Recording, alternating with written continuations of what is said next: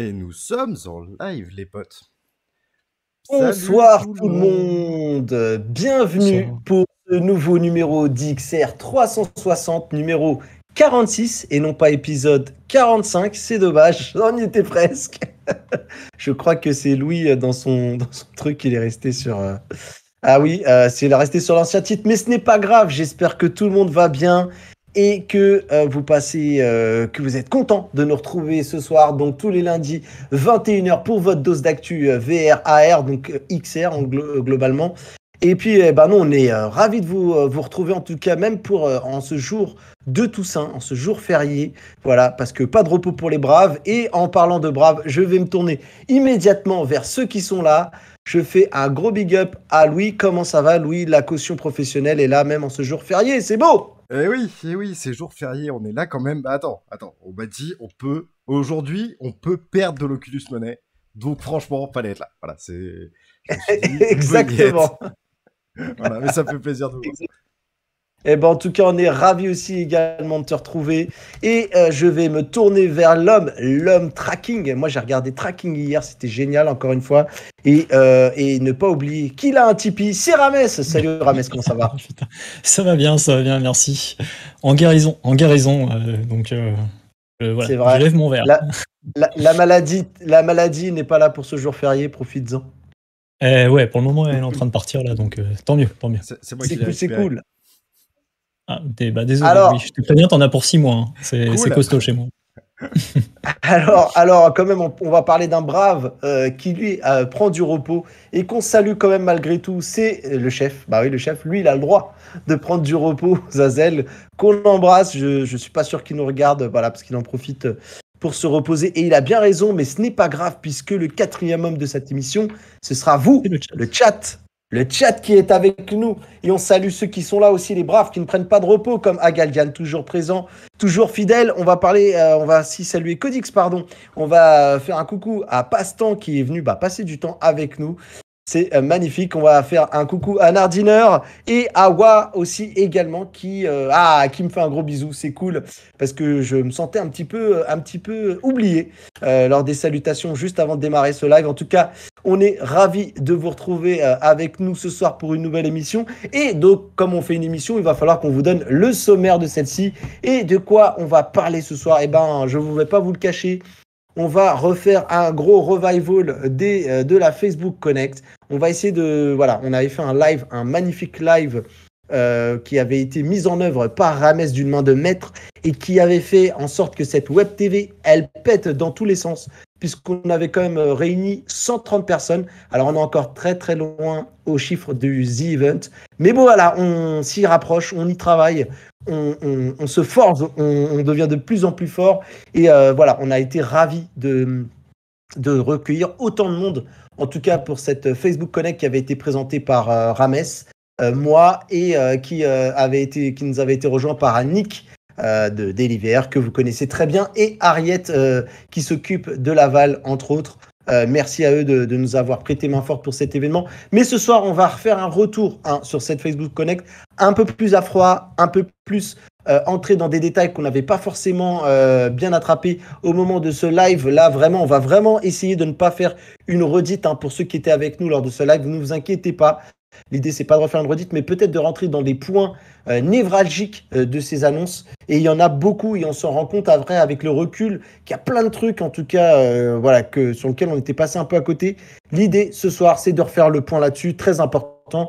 Bien entendu, vous l'avez dit lors du XR 360 de la semaine dernière, on ne l'a pas oublié, le Pimax. On va parler aussi de Pimax Reality 12K QLED, voilà, un envoyé de spec. Et vous allez voir, je sais que Ramès déjà ce soir n'est pas très très très content de certains termes marketing utilisés pour ce Pimax. Il reviendra dessus. Je t'ai entendu pester, mon gars. Je l'ai vu passer ton petit message. On y reviendra. Et bien entendu, bien sûr, on aime aussi le gaming sur XR 360. Donc, eh bien, on va en parler ce soir de pas mal de choses. Ça bouge au niveau des titres. On attend encore pas mal de choses pour cette fin d'année et on va être ravis. Voilà pour le sommaire de cette émission. Je vous propose, les gars, qu'on démarre sans plus tarder et on salue David Noguera au passage. Et on va parler du coup de cette Facebook Connect qu'on avait couvert. Et on vous remercie encore d'avoir été si nombreux à nous suivre. Et pour ça aussi, je vais compter sur la mobilisation de tous ceux qui sont avec nous, de nous partager dans les réseaux sociaux, d'essayer de nous faire connaître auprès du plus grand nombre. Donc si vous connaissez des gens qui commencent à aimer la VR ou qui commencent à s'y intéresser, n'hésitez pas à leur dire que cette émission existe et qu'il faut qu'ils passent nous voir. Voilà, c'est la plus grande récompense que vous pourrez nous faire. Voilà les gars, moi j'ai assez parlé. Je vais vous laisser la main, notamment peut-être à toi, Rames, qui a fait un long travail de récapitulatif de pas mal des annonces de ce soir. Et puis après, on va lancer le débat, on va se laisser aller au fil de la discussion. Vas-y Rames, dis-nous tout. Ça marche. Alors je vais prendre une grande inspiration parce que mine de rien, il y a beaucoup de choses à dire. Du coup, cette Facebook Connect donc, qui s'est déroulée cette semaine, on a appris pas mal de choses et je vais commencer tout de suite par dire qu'on n'a pas vu le Quest Pro qu'on a vu dans les leaks. On a bien aperçu un casque qui s'appelle du coup le projet Cambria, ça a été officialisé sous ce terme-là, mais ça a été plutôt rapide. En attendant, Mark Zuckerberg du coup qui a fait une conférence d'1h20 si je ne m'abuse, a beaucoup parlé du métavers évidemment. Une conférence d'1h20 qui a été qui a eu pour but en fait de renommer l'entreprise Facebook en Meta. Du coup, qu'est-ce qu'il a abordé durant cette conférence ? La vision de Facebook du métaverse, une vision qui doit en fait utiliser différents acteurs, que ce soit les géants du numérique, donc Facebook, Sony, Microsoft, tous les gros géants vraiment du secteur, mais aussi les indépendants. Tous les acteurs, en gros, du numérique pour construire cette espèce d'internet en réalité virtuelle. Qu'est-ce qu'on a eu donc aussi comme annonce ? On nous a beaucoup parlé de réalité augmentée dans cette conférence, avec notamment le projet Nazar. Et ça, Mathieu, je pense que tu voudras nous en reparler. On a eu du coup ce nom Meta qui prend forme. Donc ce sera la nouvelle maison mère de Facebook. Donc, Facebook existera toujours, etc. Mais la maison mère, vraiment, ça devient Meta pour montrer en fait les objectifs de Facebook sur cette nouvelle décennie. Et c'est parti, je vais prendre mon inspiration, je vais faire un petit récap de tout ce qui a été dit. Donc, je vais accélérer maintenant. On va avoir, nous, en ce qui nous concerne dans la VR, le Home des Oculus Quest. Donc, Oculus désormais qui s'appellera MetaQuest en 2022. Le Home se nommera du coup Horizon Home. On pourra y accueillir plusieurs personnes, c'est-à-dire que vous pourrez inviter vos amis un peu comme sur PCVR, sur Oculus Rift c'est déjà le cas. Cependant, on aura également des petites activités qui seront possibles d'être faites dans ce nouveau Home. On pourra jouer à des mini-jeux, etc. On aura quelques expériences. Au niveau du Quest et du Store, on avait déjà vu ça arriver il y a quelques mois, c'est-à-dire le multitâche sur le Quest. Et là, on a déjà des applications en 2D qui sont en train d'arriver. Donc, on a eu par exemple là, cette semaine Instagram et Facebook. Donc, vous pouvez lancer directement, vous avez une application Instagram et Facebook à côté. Et comme maintenant le Quest multitâche, vous pouvez avoir les deux de côté. C'est super, c'est génial. Les sauvegardes avaient été cassées dernièrement. On a vu pas mal de problèmes avec les sauvegardes dans le cloud. Désormais, il y a un nouveau système qui existe, on appelle ça le Cloud Backup, et qui deviendra en fait, qui est censé être le système de sauvegarde par défaut des applications du Quest. Donc ça devrait pas mal alléger les développeurs là-dessus. Au niveau des développeurs, justement, en parlant d'eux, les avatars d'Oculus, donc prochainement Meta, vont être mis à disposition des développeurs. Donc c'était déjà un petit peu le cas pour certaines applications. Les développeurs pouvaient intégrer les avatars Oculus dans leur jeu. Là, désormais, c'est les développeurs Unity, ils pourront directement intégrer du coup ces avatars dans leurs applications. Ça arrive en décembre sur Unity et sur Unreal, ça arrive un petit peu plus tard en 2022. Donc si vous êtes développeur, vous pourrez vous amuser. On a le SDK de la Mixed Reality qui passe un petit peu la seconde. Ils nous ont fait une petite démo, un peu ce qu'on avait vu avec Lynx, c'est-à-dire on voit avec les caméras en pass-through, donc le monde en noir et blanc avec une résolution assez dégueu chez Oculus sur le Quest 2.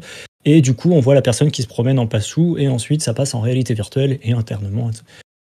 Ça alterne, etc. C'était plutôt quand même assez impressionnant. Ils ont fait voir une petite vidéo d'une quelques secondes aussi où on avait vraiment ce changement qui n'arrêtait pas de s'opérer et avec les personnes. C'est-à-dire la personne, on la voit en pass-through, donc vous voyez les personnes de votre entourage et d'un coup, il y a un filtre qui s'opère et elle se transforme en avatar Oculus. C'est assez impressionnant, mine de rien, quand on y pense. On a quoi d'autre ? On a la reconnaissance vocale, on a un assistant avec une magnifique séquence assistant. Dis-moi où j'ai mis mes clés. qui nous a fait un petit peu sourire. Mais du coup, la reconnaissance vocale développée par la société Wit.ai, qui a été rachetée par Facebook en 2015, va être du coup intégrée dans le Quest 2 par défaut. Ça fonctionnera aussi dans les jeux. Par exemple, quand vous jouez à un jeu de magie, vous pourrez lancer des sorts en utilisant la reconnaissance vocale. Il faudra voir ce que les développeurs en font. On a les claviers qui seront traqués du coup début 2022. Donc, c'est-à-dire actuellement, on avait uniquement le Logitech, j'ai oublié le nom du modèle. Le K830, voilà, merci Mathieu, qui était reconnu. Maintenant, pour début 2022, ils prévoient d'avoir tous les claviers de traqués. Donc, on verra s'ils tiennent parole là-dessus. Je suis assez curieux de voir ça. Et on seront mis à disposition également la librairie sur le hand tracking, c'est-à-dire quand vous attrapez un objet, par exemple, il y a une animation qui se fait, et cette animation pourra être à disposition des développeurs. Il y a toute une librairie qui va être mise à disposition, donc on devrait avoir pas mal de nouvelles choses en hand tracking qui vont se développer par la suite. On aura également Horizon Workroom, donc ça c'est l'application de travail de Facebook qui ont mis à disposition il n'y a pas longtemps là, sur le Quest, qui est gratuit, hein. Et qui est assez impressionnant d'ailleurs. Nick, Zazel et Vodka on ont fait une petite vidéo sur OTR. Allez voir la vidéo, ça vaut le détour. Et du coup, cet espace de travail va être personnalisable. On pourra y ajouter des logos, des posters, bref, mettre un petit peu toute cette pièce en forme avec, par exemple, les entreprises qui voudraient bosser, faire des réunions là-dessus. Et il y a même un nouvel environnement qui avait été annoncé, un nouveau bureau. Ouais, c'est ça, ouais, tout à fait. Il y a également il y a plein d'autres choses qui sont en train d'être déployées sur Workroom. Un petit mot sur les jeux vidéo, on n'a pas eu beaucoup d'annonces, donc je vais pas en parler trop ici parce qu'on va y revenir un petit peu après, mais on va quand même parler vite fait. Beat Saber qui a passé les 100 millions de dollars de revenus, ce qui est quand même un sacré palier hein, pour un jeu de rythme. Le jeu de rythme, c'est assez classique niveau gameplay, donc on tient à saluer le truc quand même. Vertigo Games qui travaille sur 5 nouveaux jeux VR, et apparemment ce serait quand même des grosses licences. Vertigo Games, c'est Arizona Sunshine, pour rappel, c'est aussi ceux qui s'occupent d'After the Fall, qui sortira du coup fin d'année, là, en décembre. Ça y est, on y croit. Ouais, on espère, parce qu'il y en avait déjà eu des dates qui ont été reportées, etc. Donc on croise les doigts pour ça, on espère que ce sera toujours le cas. Et ensuite, ils ont aussi teasé l'arrivée du coup de l'Active Pack. Alors l'Active Pack, qu'est-ce que ce sera ? Ce sera un petit pack que vous allez pouvoir acheter soit en bundle avec votre Quest, soit séparément pour pouvoir faire du fitness, en gros, c'est-à-dire qu'ils vont rajouter dans votre casque la cover, l'interface faciale, merci, est prévue pour le fitness, c'est-à-dire que vous avez des petits trous à l'intérieur pour pouvoir respirer un petit peu, histoire de moins transpirer dans le casque, d'être un petit peu moins enfermé, et d'avoir des straps sur les contrôleurs, histoire de ne pas les faire tomber. Un petit peu ce que font ProTube ou Kiwi Design, etc. Ils sont plusieurs marques à faire que ça. Et évidemment, le métaverse, voilà. 80 minutes de conférence, voilà, c'est ça, tout à fait, les straps. Et du coup, 80 minutes pour le métaverse. Voilà, c'était un petit peu tout ce qu'on a eu. Donc, on a eu beaucoup de choses, mais à la fois beaucoup de vent aussi. Hein. C'était une conférence qui s'orientait beaucoup sur l'avenir, sur cette décennie, en nous promettant beaucoup de choses. Et du coup, Louis, j'imagine que du coup, tu as regardé et puis tu as pu terminer de regarder la conférence. Qu'est-ce que tu en as pensé ? Qu'est-ce que cette vision t'inspire ? J'ai juste un dernier élément avant de laisser la parole à Louis. Pardon, il y a un élément que tu n'as pas cité qui est quand même très important et dans le chat, ils nous l'ont déjà rappelé. Et ça, je pense qu'il faudra aussi qu'on en parle. C'est la fin de ne plus avoir d'obligation d'avoir le compte Facebook. Exact. Oui, en plus, oui, ça. Oui, mais il y en a tellement, tu me diras, voilà, de ne plus avoir de compte Facebook lié à celui de Oculus. Alors vas-y, Louis, on te laisse la main. Vas-y, t'as qu'à rebondir là-dessus. On peut commencer. Moi, je voudrais commencer par le changement de marque, tu vois, si je peux me permettre. Alors vas-y. Parce que Facebook Meta. Ouais, c'est Facebook qui devient Meta. Alors bon, ils en font des caisses hein, pendant le talk où ils t'expliquent pourquoi est-ce qu'ils changent de nom. Ils te reviennent à la racine latine du truc, qui dit au-delà, tout ça. Voilà, on est au-delà de Facebook, très bien. Bon, clairement, on est en train de mettre les casseroles sous le tapis. Et dis-moi si c'est mieux, David, niveau son. On est en train de mettre les casseroles sous le tapis et de voir un peu ce que ça pourra donner à terme. Et surtout, ils viennent de préempter le métaverse. Voilà, ça fait longtemps qu'ils en parlent, tout le monde en parle, ok, tout le monde est à fond dessus, et quand tu t'appelles Meta, le terme métaverse, ok, tu l'as acheté, c'est le tien, c'est un peu le plus de Canal+, ou Planète, ou Bolloré attaquer des gens avec. Là, Meta, tu vois, il pose un peu le game aussi. Et moi, ce que j'ai retenu de cette conf, et je serais très curieux d'avoir votre avis sur tout ça, c'est c'est pas les annonces, c'est pas voilà, on va avoir un nouveau projet Cambria, je crois, avec un nouveau casque un peu haut de gamme, Tout à fait. qui va d'ailleurs aller chasser sur les terres de lynx. C'est pas les annonces jeux vidéo, même si pour le coup est moins hypé. C'est les 80 minutes de talk qui sont importantes en fait. C'est les 80 minutes où il nous dit voilà ce sur quoi on va aller et surtout quelques petits points d'achoppement qui moi m'ont tout de suite tapé dans l'oreille. Quand il parle d'économie du métavers, ok, là il pose un sujet important et il en parle un peu, mais il en parle pas trop non plus. Tu vois, Je suis assez d'accord. il te pose la brique de ouais, on va monétiser les trucs. Alors comment c'est monétisé? Combien tu prends de com? Comment est-ce que tu mets à disposition les contenus? Tous ces trucs-là, là, ça n'a pas été Ouais. du tout évoqué. Alors moi, je veux m'amuser à faire l'avocat de Meta, Vas-y. du coup, je veux faire de contrebalancer. Fais le zazel. Bon, tu te doutes que c'est pas dans ce genre de conférence que tu peux rentrer dans les détails. Et je pense qu'encore, en fait, pour lui, il y a rien. C'est-à-dire que, en fait, là, c'est une invitation aux partenaires à venir le rejoindre. Moi, c'est ce que j'ai compris, en fait. C'est qu'il a l'air de dire, là, il y a tout à construire. Les gars, nous, on vous invite à venir vous joindre à nous dans ce métaverse pour pouvoir créer l'économie de demain, en fait, par rapport à ça. Alors, Alors, je serais un petit peu nuancé, moi, là-dessus. Hein. Je dirais, quand tu dis il n'y a rien, je pense pas qu'il y a rien. Je pense qu'ils ont déjà Non, un paquet tout à d'idées. fait. Et Ouais. un petit peu comme Facebook s'est amusé à le faire avec le compte Facebook n'est pas obligatoire pour un casque Oculus, et puis hop, on vous le place, et puis maintenant, hop, on l'enlève. Mais bon, il y aura quand même l'exploitation des données derrière, parce qu'il faut pas rêver. Mais on va dissocier quand même les deux, ce qui est, au niveau des utilisateurs, c'est déjà quelque chose. Mais il n'y a pas rien. Et du coup, je pense qu'ils ont déjà prévu tout un tas de choses et qui testeront, en fait, un petit peu. Oui, mais est-ce que au gré selon vous, du il y a vent, déjà, quoi. selon vous déjà derrière, il y a déjà des grands acteurs. Je pense notamment, moi, par exemple, le premier truc quand il a lâché cette invitation-là, moi, un des premiers acteurs auxquels j'ai pensé, c'était Amazon, tu vois. Parce que viens, Amazon, on va faire le métaverse. T'as ton rôle à jouer de Amazon, voilà, de grosse puissance commerciale. Il faut que ça y est, t'es dans le monde physique, t'es un mastodonte. Il faut maintenant venir dans le métaverse pour justement acquérir de nouveaux marchés et une nouvelle économie. Moi, c'était un peu genre ça. Ou des marques. La dernière fois, on a évoqué la marque Sneakers pour pouvoir acheter des sneakers pour son avatar, des choses comme ça. Moi, Est-ce que vous pensez déjà que selon eux, ils ont déjà des accords de principe ou des grosses structures qui sont prêtes à accompagner? Moi, je alors pense que non. c'est là où ça va être dur. Moi, je veux bien mettre ma main là sur la table et vas-y, quand on se revoit la prochaine fois, on la coupe si je me plante. Mais je pense qu'ils ont aucun gros acteur aujourd'hui. Pourquoi? Parce que si tu dois demain aller dealer avec Amazon, c'est chiant. Parce que le modèle économique, tu vas pas le poser comme tu veux. Fais venir le petit créateur qui a besoin de bouffer. Tu lui dis, tu veux exposer et prendre du pognon, je te prends 25%. Le mec, il signe. Tu vois, c'est toujours 75% de plus que rien. Amazon, il te dit non, c'est pas comme ça que ça va se passer. C'est si tu veux mes produits, c'est tant que ça va te coûter. Tu vois, c'est l'inverse des choses qui se font. Il va y avoir un rapport de force, oui. Il y a un rapport de force Qui que va t'as pas avec les petits créateurs. Et aujourd'hui, évidemment qu'Oculus, Facebook, Meta, on s'en fout, appelons-le comme on veut, sait exactement où est-ce qu'ils vont sur la monétisation du métavers. Facebook est en train de bosser sur une crypto. Ils ont leur propre monnaie. Alors aujourd'hui, elle sert pas à Il y a du grand-chose. plomb dans l'aile. Hein. La crypto, elle a du plomb dans l'aile. Hein. Du côté de chez Facebook, ça devient compliqué en vrai. Hein. Je suis pas certain que je miserais sur cette crypto-là pour la mettre dans le métaverse. Bah, en soi, tu mises dessus, tu mises pas dessus, c'est pas tant la question, c'est de savoir lesquels s'échangent. Si la première qui s'échange, c'est la leur, elle va reprendre du poids. Elle va reprendre de la valeur, ouais, c'est sûr. Elle peut rebondir. C'est ça. Et en fait, tu vois, ils ont fait toute cette espèce de ok, venez avec nous. On a changé de nom, on est gentil.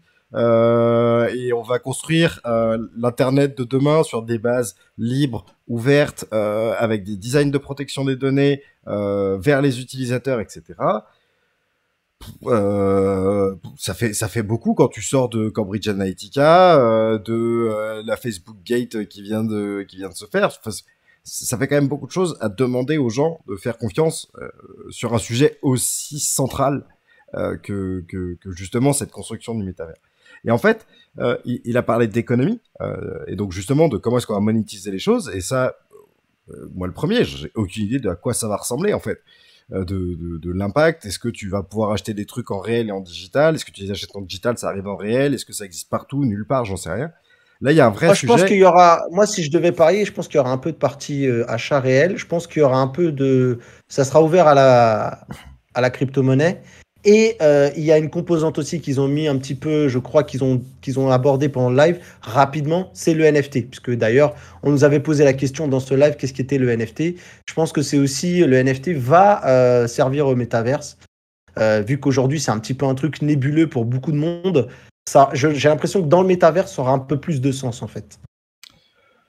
Bah, ça aura plus de sens parce que à la fin, c'est un titre de propriété, un NFT. C'est ni plus Oui, ni moins mais qu'un du titre de coup, propriété. autant dans le C'est monde ta carte réel, grise de ta bagnole, sauf que là, voilà, c'est ta mais tu carte vois, grise pour n'importe quel objet. Donc. ouais, mais autant dans une œuvre digitale là qu'on achète un truc dans le entre guillemets qu'on achète sur écran plat, qui est une œuvre digitale, NFT, tout, les gens ont encore beaucoup de mal à saisir. Et moi, le Ouais, premier. Hein, et d'ailleurs, beaucoup pensent que c'est un effet de mode, que c'est un truc qui va. Justement, je pense que Je pense dans la c'est VR. pour ça. Tu vois, Louis, tu disais, ils ont parlé d'économie, mais pas trop. Genre un petit peu, mais pas trop pour qu'on le comprenne et qu'on ait vraiment les idées de ce qu'ils ont derrière la tête. Et au vu du chat, ben, tout le monde en a parlé en fait de leur conférence, c'est-à-dire autant sur les chaînes YouTube que sur Twitch, qu'à la télévision, qu'à la radio. Et je pense que justement cette conférence s'adressait beaucoup à tous les vecteurs d'information, parce que justement, que ce soit la presse papier ou la presse audiovisuelle, etc., tout le monde en a parlé, histoire d'habituer un petit peu, je pense, à la fois les gens, les investisseurs, en gros, pour rassurer, pas pour rassurer, pardon, mais pour expliquer à tout le monde, voilà, maintenant Facebook, c'est plus forcément que les données privées, maintenant c'est le métaverse, ils se concentrent dessus, et ça va arriver, préparez-vous, commencez à vous faire à l'idée, parce que pour le moment, le métaverse, à part Ready Player One, c'était rien d'autre pour les gens. Enfin, je veux dire, les gens, quand tu leur parles de métaverse, ils te disent c'est un truc de science-fiction, ça n'existe pas. Maintenant, là, c'est un premier plat pour expliquer, voilà, on se lance dedans, ça fait des mois et des mois là que... Enfin, oui, ça fait des mois et des mois que vous en entendez parler un petit peu comme ça par bribes. On va vous expliquer ce que nous, ça représente pour nous, tout en restant un peu dans le flou, parce que de toute façon, si on vous donne une définition trop précise, ça se trouve, le résultat sera pas du tout celui-là, en tout cas au tout début, et du coup, ça sert à rien je pense, d'essayer de se dire, bon, bah voilà, on aura ça, exactement ce truc-là.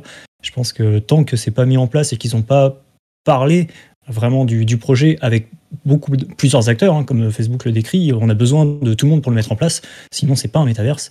Et du coup, je pense que ils ont plein de projets. Maintenant, ils attendent qu'il y a beaucoup de monde qui les rejoignent pour développer ce genre de projet, mais aussi pour développer des projets peut-être qu'ils n'ont pas encore forcément pensé, et surtout pour habituer vraiment le grand public, histoire que tout le monde en parle, histoire que les gens prennent conscience, ça y est, ça arrive, d'ici une décennie, voilà. Mais tu vois, il y a... En tout cas, ouais, vas-y. Il y a David et Codix dans le chat qui nous disent fait. c'est un rendez-vous de com, ils l'ont réussi. Et David dit ouais, économie c'est sensible, et c'est plutôt venez, on a une carotte. En fait, moi je suis assez d'accord avec toi. Je pense que cette connect, elle s'adressait pas aux utilisateurs de Facebook, ni aux utilisateurs de Quest, ni aux utilisateurs de rien. Elle s'adressait aux médias. C'était un discours politique. C'est pour ça qu'il pose une vision, c'est pour ça qu'il montre des choses jolies. D'ailleurs, si vous regardez bien, sur toute la Connect, il n'y a pas un casque. Personne n'a de casque dans ces expériences. Tu vois, quand tu vois le truc en métavers, personne n'a de casque. On a vu un Rift OS. On a vu un Rift OS. Oui. On a vu une démo d'un avatar reproduit. On voit ce que tu veux dire, mais en fait, l'idée, c'est vraiment, c'est vraiment de projeter les gens et de même, voilà. Le but ultime, c'est ce qu'on a vu dans ces choses-là, c'est que bientôt on mettra un casque comme un petit peu ce qu'on disait sur le Vive Flow. C'est comme si on mettra une paire de lunettes, c'est l'objectif. Et on sentait bien que dans cette Facebook Connect, c'est assez drôle parce que moi, ça m'a vraiment fait penser limite à ce que Macron a fait là récemment avec son événement France 2030. C'était un peu la Facebook Connect de 2030 aussi, tu vois. De dire voilà vers quoi on se dirige, vers le futur. Ils étaient vraiment portés loin, à très long terme. Si on n'a pas vu de casque, c'est justement parce que c'était une vision d'avenir. Et si tu fais voir une vision d'avenir avec un gros casque encombrant, c'est pas cohérent, quoi. Et c'est là où d'ailleurs je suis en désaccord moi un petit peu avec ce qu'est en train de dire Johnny Validé aussi dans le chat. On va commencer à essayer de vous inclure en tout cas dans ce débat. C'est qu'il dit le métaverse invente rien. PlayStation avait le Home qui fonctionnait très bien pour moi, c'est zéro. Je suis pas d'accord avec toi parce que le PlayStation Home c'était quand même quelque chose de très limité en fait. C'était un embryon, même un exergue de ce qu'on pourrait vous croire que sera le métaverse. Facebook, en tout cas, lui, a une dimension qui veut aller vraiment beaucoup plus loin. On parle d'économie, on parle vraiment d'avoir son propre home, d'aller vraiment de faire du fitness. Là où dans le PlayStation Home, globalement, tu te baladais, tu faisais quelques activités. C'était plus presque un forum vivant. Voilà, je pense que par exemple Second Life était déjà bien plus avancé même que le PlayStation Home. Oui, puis même Second Life n'a pas une dimension en réalité augmentée, c'est-à-dire que tu sors dans la rue, tu prends tes lunettes et tu vas t'installer au parc, et en étant au parc, bah, d'un coup tu peux avoir et ton compagnon ou ta compagne en réalité augmentée qui est chez toi en train de, je sais faire n'importe quelle occupation, qui apparaît devant toi, et puis d'un autre côté, tu as tes potes qui sont en train de te proposer, vas-y, ça te dit, on joue à un jeu, et eux, ils sont en VR. Et puis à côté de ça, t'as genre ton beau-frère qui te dit t'as pensé à l'anniversaire de ta tante machin, et puis qui te dit viens si tu veux, on a qu'à aller au magasin d'à côté de jouer, alors qu'il n'y a pas de magasin à côté, c'est juste un magasin qui est modélisé dans un monde numérique, et si tu veux y aller, tu peux t'y rendre. Donc oui, Après, on est d'accord que Facebook n'est pas l'inventeur du métaverse. Hein. L'inventeur du métaverse, quasiment, c'est un concept qui existe, qui est écrit sur papier depuis des années. On parle même du fameux roman, là, le samouraï du futur, je crois. Samouraï virtuel. Le samouraï virtuel, pardon, c'est ça, pardon. Qui en parlait déjà. Donc non, ils n'inventent rien. Mais par contre, c'est eux qui vont donner corps à ce qui se rapprochera le plus de ce qu'on dit souvent du fameux Ready Player One. C'est vers ça qu'ils veulent aller. Là où tout ce que tu m'as cité un petit peu avant, non, très clairement, on est très loin de ça. Par contre, moi, je voulais vous faire réagir un peu parce qu'on va peut-être pas pouvoir faire que parler du métavers ce soir, mais moi, les gars, il y a un truc qui est très important. Justement, vous parliez des médias qui en parlent, et c'est pour moi, en fait, la chose la plus impressionnante qu'il y a dans cette annonce, parce que pour l'instant, globalement, c'est sympa. Facebook est plein de bonnes intentions. Alors attendez, comprenez-moi, quand je dis bonnes intentions, c'est-à-dire dans l'idée de vouloir vraiment créer un métaverse à la sauce Ready Player One, vraiment où on va pouvoir aller faire des choses genre impressionnantes, un peu comme quand on est dans l'Oasis dans Ready Player One. Je parle pas de bonnes intentions dans le reste, hein, on est bien d'accord, j'ai les yeux ouverts, ne vous inquiétez pas. Mais par contre, c'est impressionnant le retentissement que ça a eu auprès des médias. On n'a jamais vu ça depuis, je pense, l'iPhone, en vrai, un retentissement aussi large. Et par contre, on sent que les gens sont flippés. On sent que Facebook va avoir du mal à convaincre. Est-ce qu'au final, c'est pas ça la faille qui pourrait faire que tout ça s'écroule comme un château de cartes si personne n'y va? Je pense pas, parce qu'en fait, on y arrive tout simplement par le fait des choses, en fait. C'est-à-dire que regarde, la conférence, justement, était assez bien faite pour ça. Il n'a pas arrêté de rappeler que le métaverse, ça regroupe les gens selon n'importe quel média qu'ils utilisent. C'est-à-dire que tu utilises un smartphone, une tablette, limite une télé connectée si tu veux, ta caméra d'ordinateur, enfin ta webcam, et tes lunettes de réalité augmentée ou ton casque VR. Et nous, on le voit par exemple en réalité virtuelle. Là, cette semaine, on a eu des applications comme Facebook et Instagram qui ont été mises dans le casque. Et déjà, dans le casque, à partir du moment donné où, par exemple, dans VRChat, tu peux te promener de monde en monde avec les autres joueurs, avec tes amis, et en même temps, tu ouvres ton home, tu peux communiquer avec, et là, c'est pareil pour PCVR, c'est encore pire sur PCVR, tu as encore plus d'ouverture pour le moment, tu peux communiquer via Discord, etc., tu peux ouvrir ta page internet, tout ça, tu peux le faire en réalité virtuelle, et quelque part, c'est déjà un premier pas, on va dire, dans ce métavers, et petit à petit, on va avoir de plus en plus d'applications comme Workroom, Horizon Workroom, le Home qui va se personnaliser sur Oculus, etc. Et ça va être pareil sur PC. Enfin, c'est déjà le cas sur Steam. Tu peux déjà inviter tes amis, etc. C'est très peu utilisé parce que la valeur ajoutée, elle n'est pas intéressante pour le moment. Tu invites tes amis pour rien faire, en fait.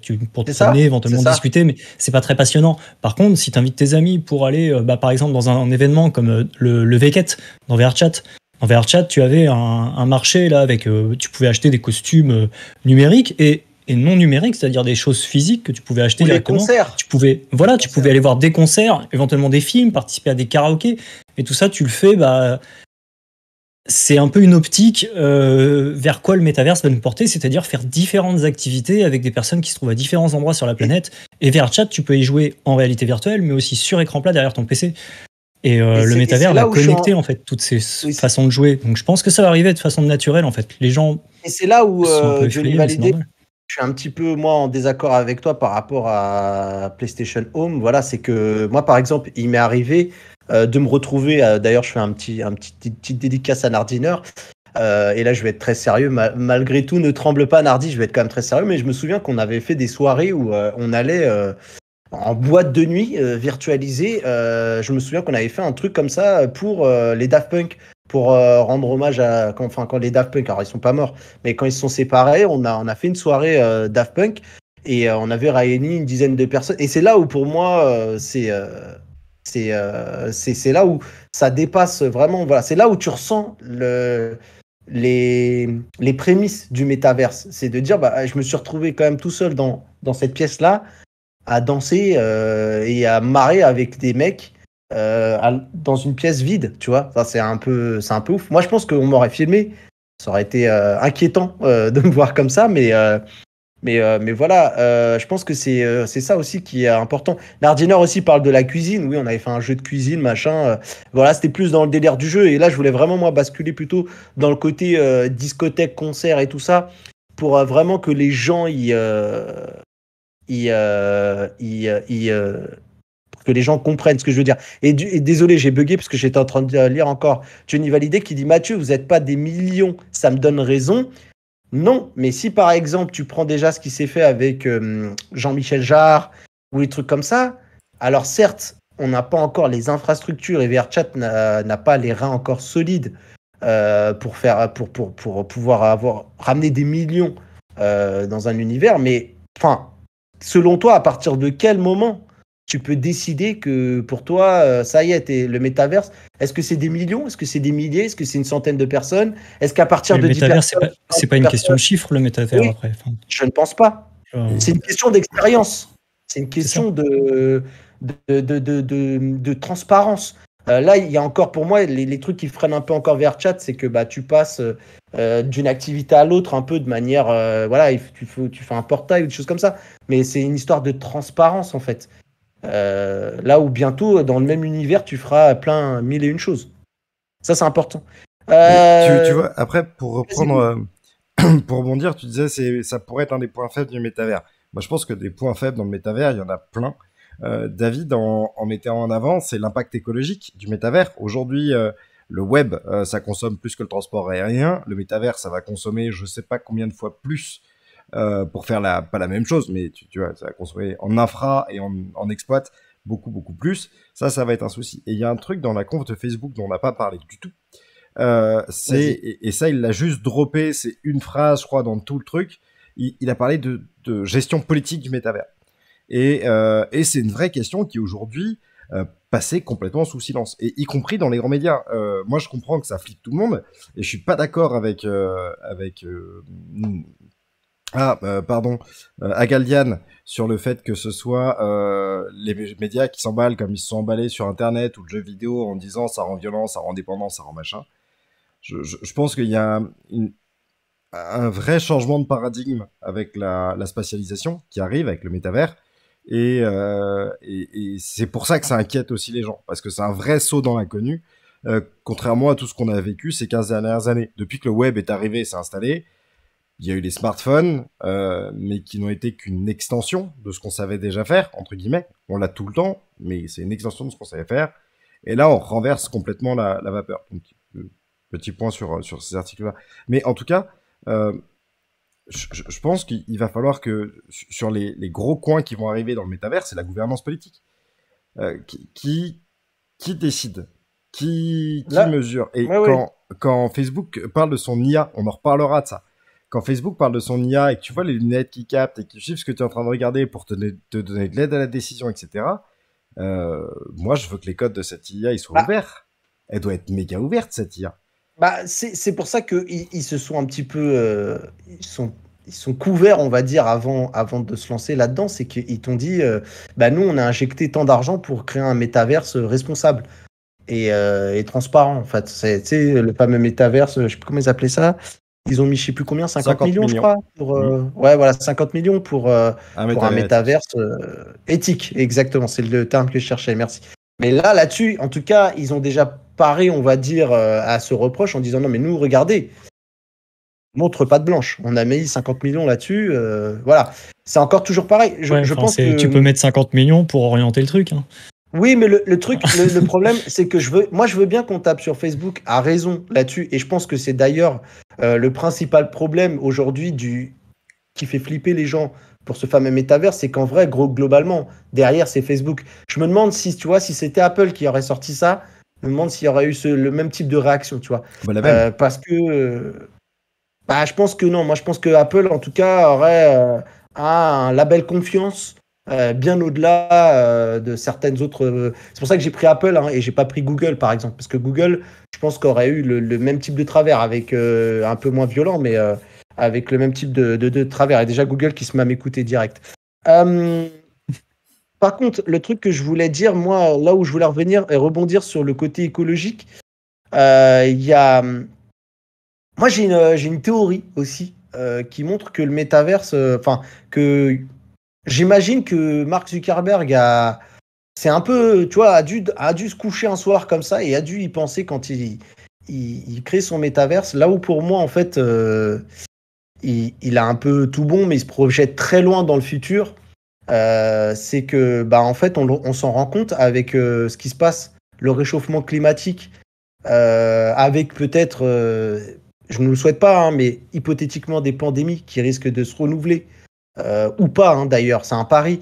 Mais de plus en plus, ce métaverse risque de fonctionner parce que ça sera une valeur refuge. C'est-à-dire que les gens, de moins en moins, ils ont envie de sortir de chez eux, soit parce qu'ils se sentent moins en sécurité, parce que y a le réchauffement climatique. Quand il fera très très chaud en extérieur, et peut-être qu'on aura trouvé des solutions pour la clim, parce qu'effectivement, pour l'instant, mettre un casque en pleine chaleur, c'est compliqué, mais où est-ce que, quand le form factor des casques sera peut-être plus supportable ou autre, peut-être que c'est un peu l'endroit sur lequel lui, il parie en disant c'est l'endroit que tout le monde ira, parce qu'à un moment ou à un autre, la réalité sera trop compliquée à vivre, et du coup, on ira se réfugier dans cet endroit où on se sentira plus en sécurité. Ou pas, tu vois, c'est une vision un peu ouf que j'aime, mais dites-moi si vous avez raison ou pas. Mais c'est Ready Player One. Tu nous fais exactement le scénario de Ready Player One. Oui, ouais. Mais est-ce que vous pensez pas d'ailleurs que c'est d'ailleurs le scénario auquel Mark Zuckerberg pense, mais à long terme, hein. Ah si, d'accord, c'est pas pour mais moi je suis assez d'accord avec ça, sauf que dans ce scénario-là, Zuckerberg, c'est pas comment il s'appelait, le créateur de l'Oasis. Putain. Johnny Validé, Johnny. Je sais plus, mais lui. Je crois que c'est ça. Hein. Zuckerberg, c'est pas Johnny Hallyday, c'est Yoi. Voilà, c'est les méchants, factuellement. Oui, voilà, on est d'accord. Mais alors peut-être qu'ils essaient de pas en arriver là, mais on est d'accord. Mais factuellement, la question de qui aura les clés, et c'était la question de la politique qu'il a posée en scred, et il met 50 millions derrière, mais ça a raison, hein, le lobby, tu regardes les vendeurs de tabac, les vendeurs de pétrole, les vendeurs de ce que tu veux, ça fait des années qu'ils font du lobby, ils sont très très bons, et puis ça leur coûte bien plus de 50 millions par an. Donc voilà, ils s'inspirent juste des plus grands. Mais ouais, ça, j'aime ça l'idée. Et parce que certains veulent tout faire pour qu'on quitte cette planète. Et il y en a peut-être qui sont un peu plus terre à terre en disant on n'y arrivera pas. Autant qu'on arrive à trouver une valeur refuge pour ramener les gens dans un. Je sais pas si ce sera. Je sais pas moi si personnellement j'aurais cet avis. Assez morose. Je vais trop loin. Je pense que malgré toutes les misères du monde, on voudra quand même sortir de chez nous. Quand on a vu l'effet du confinement sur pas mal de gens qui pétaient les plombs parce qu'ils sortaient pas au bout de 2 mois, ils avaient envie de tuer leurs gamins, ce qui est tout à fait normal. Soyons honnêtes. Bref, je pense que les gens sortiront toujours, même s'il y a toutes les misères du monde sur la planète.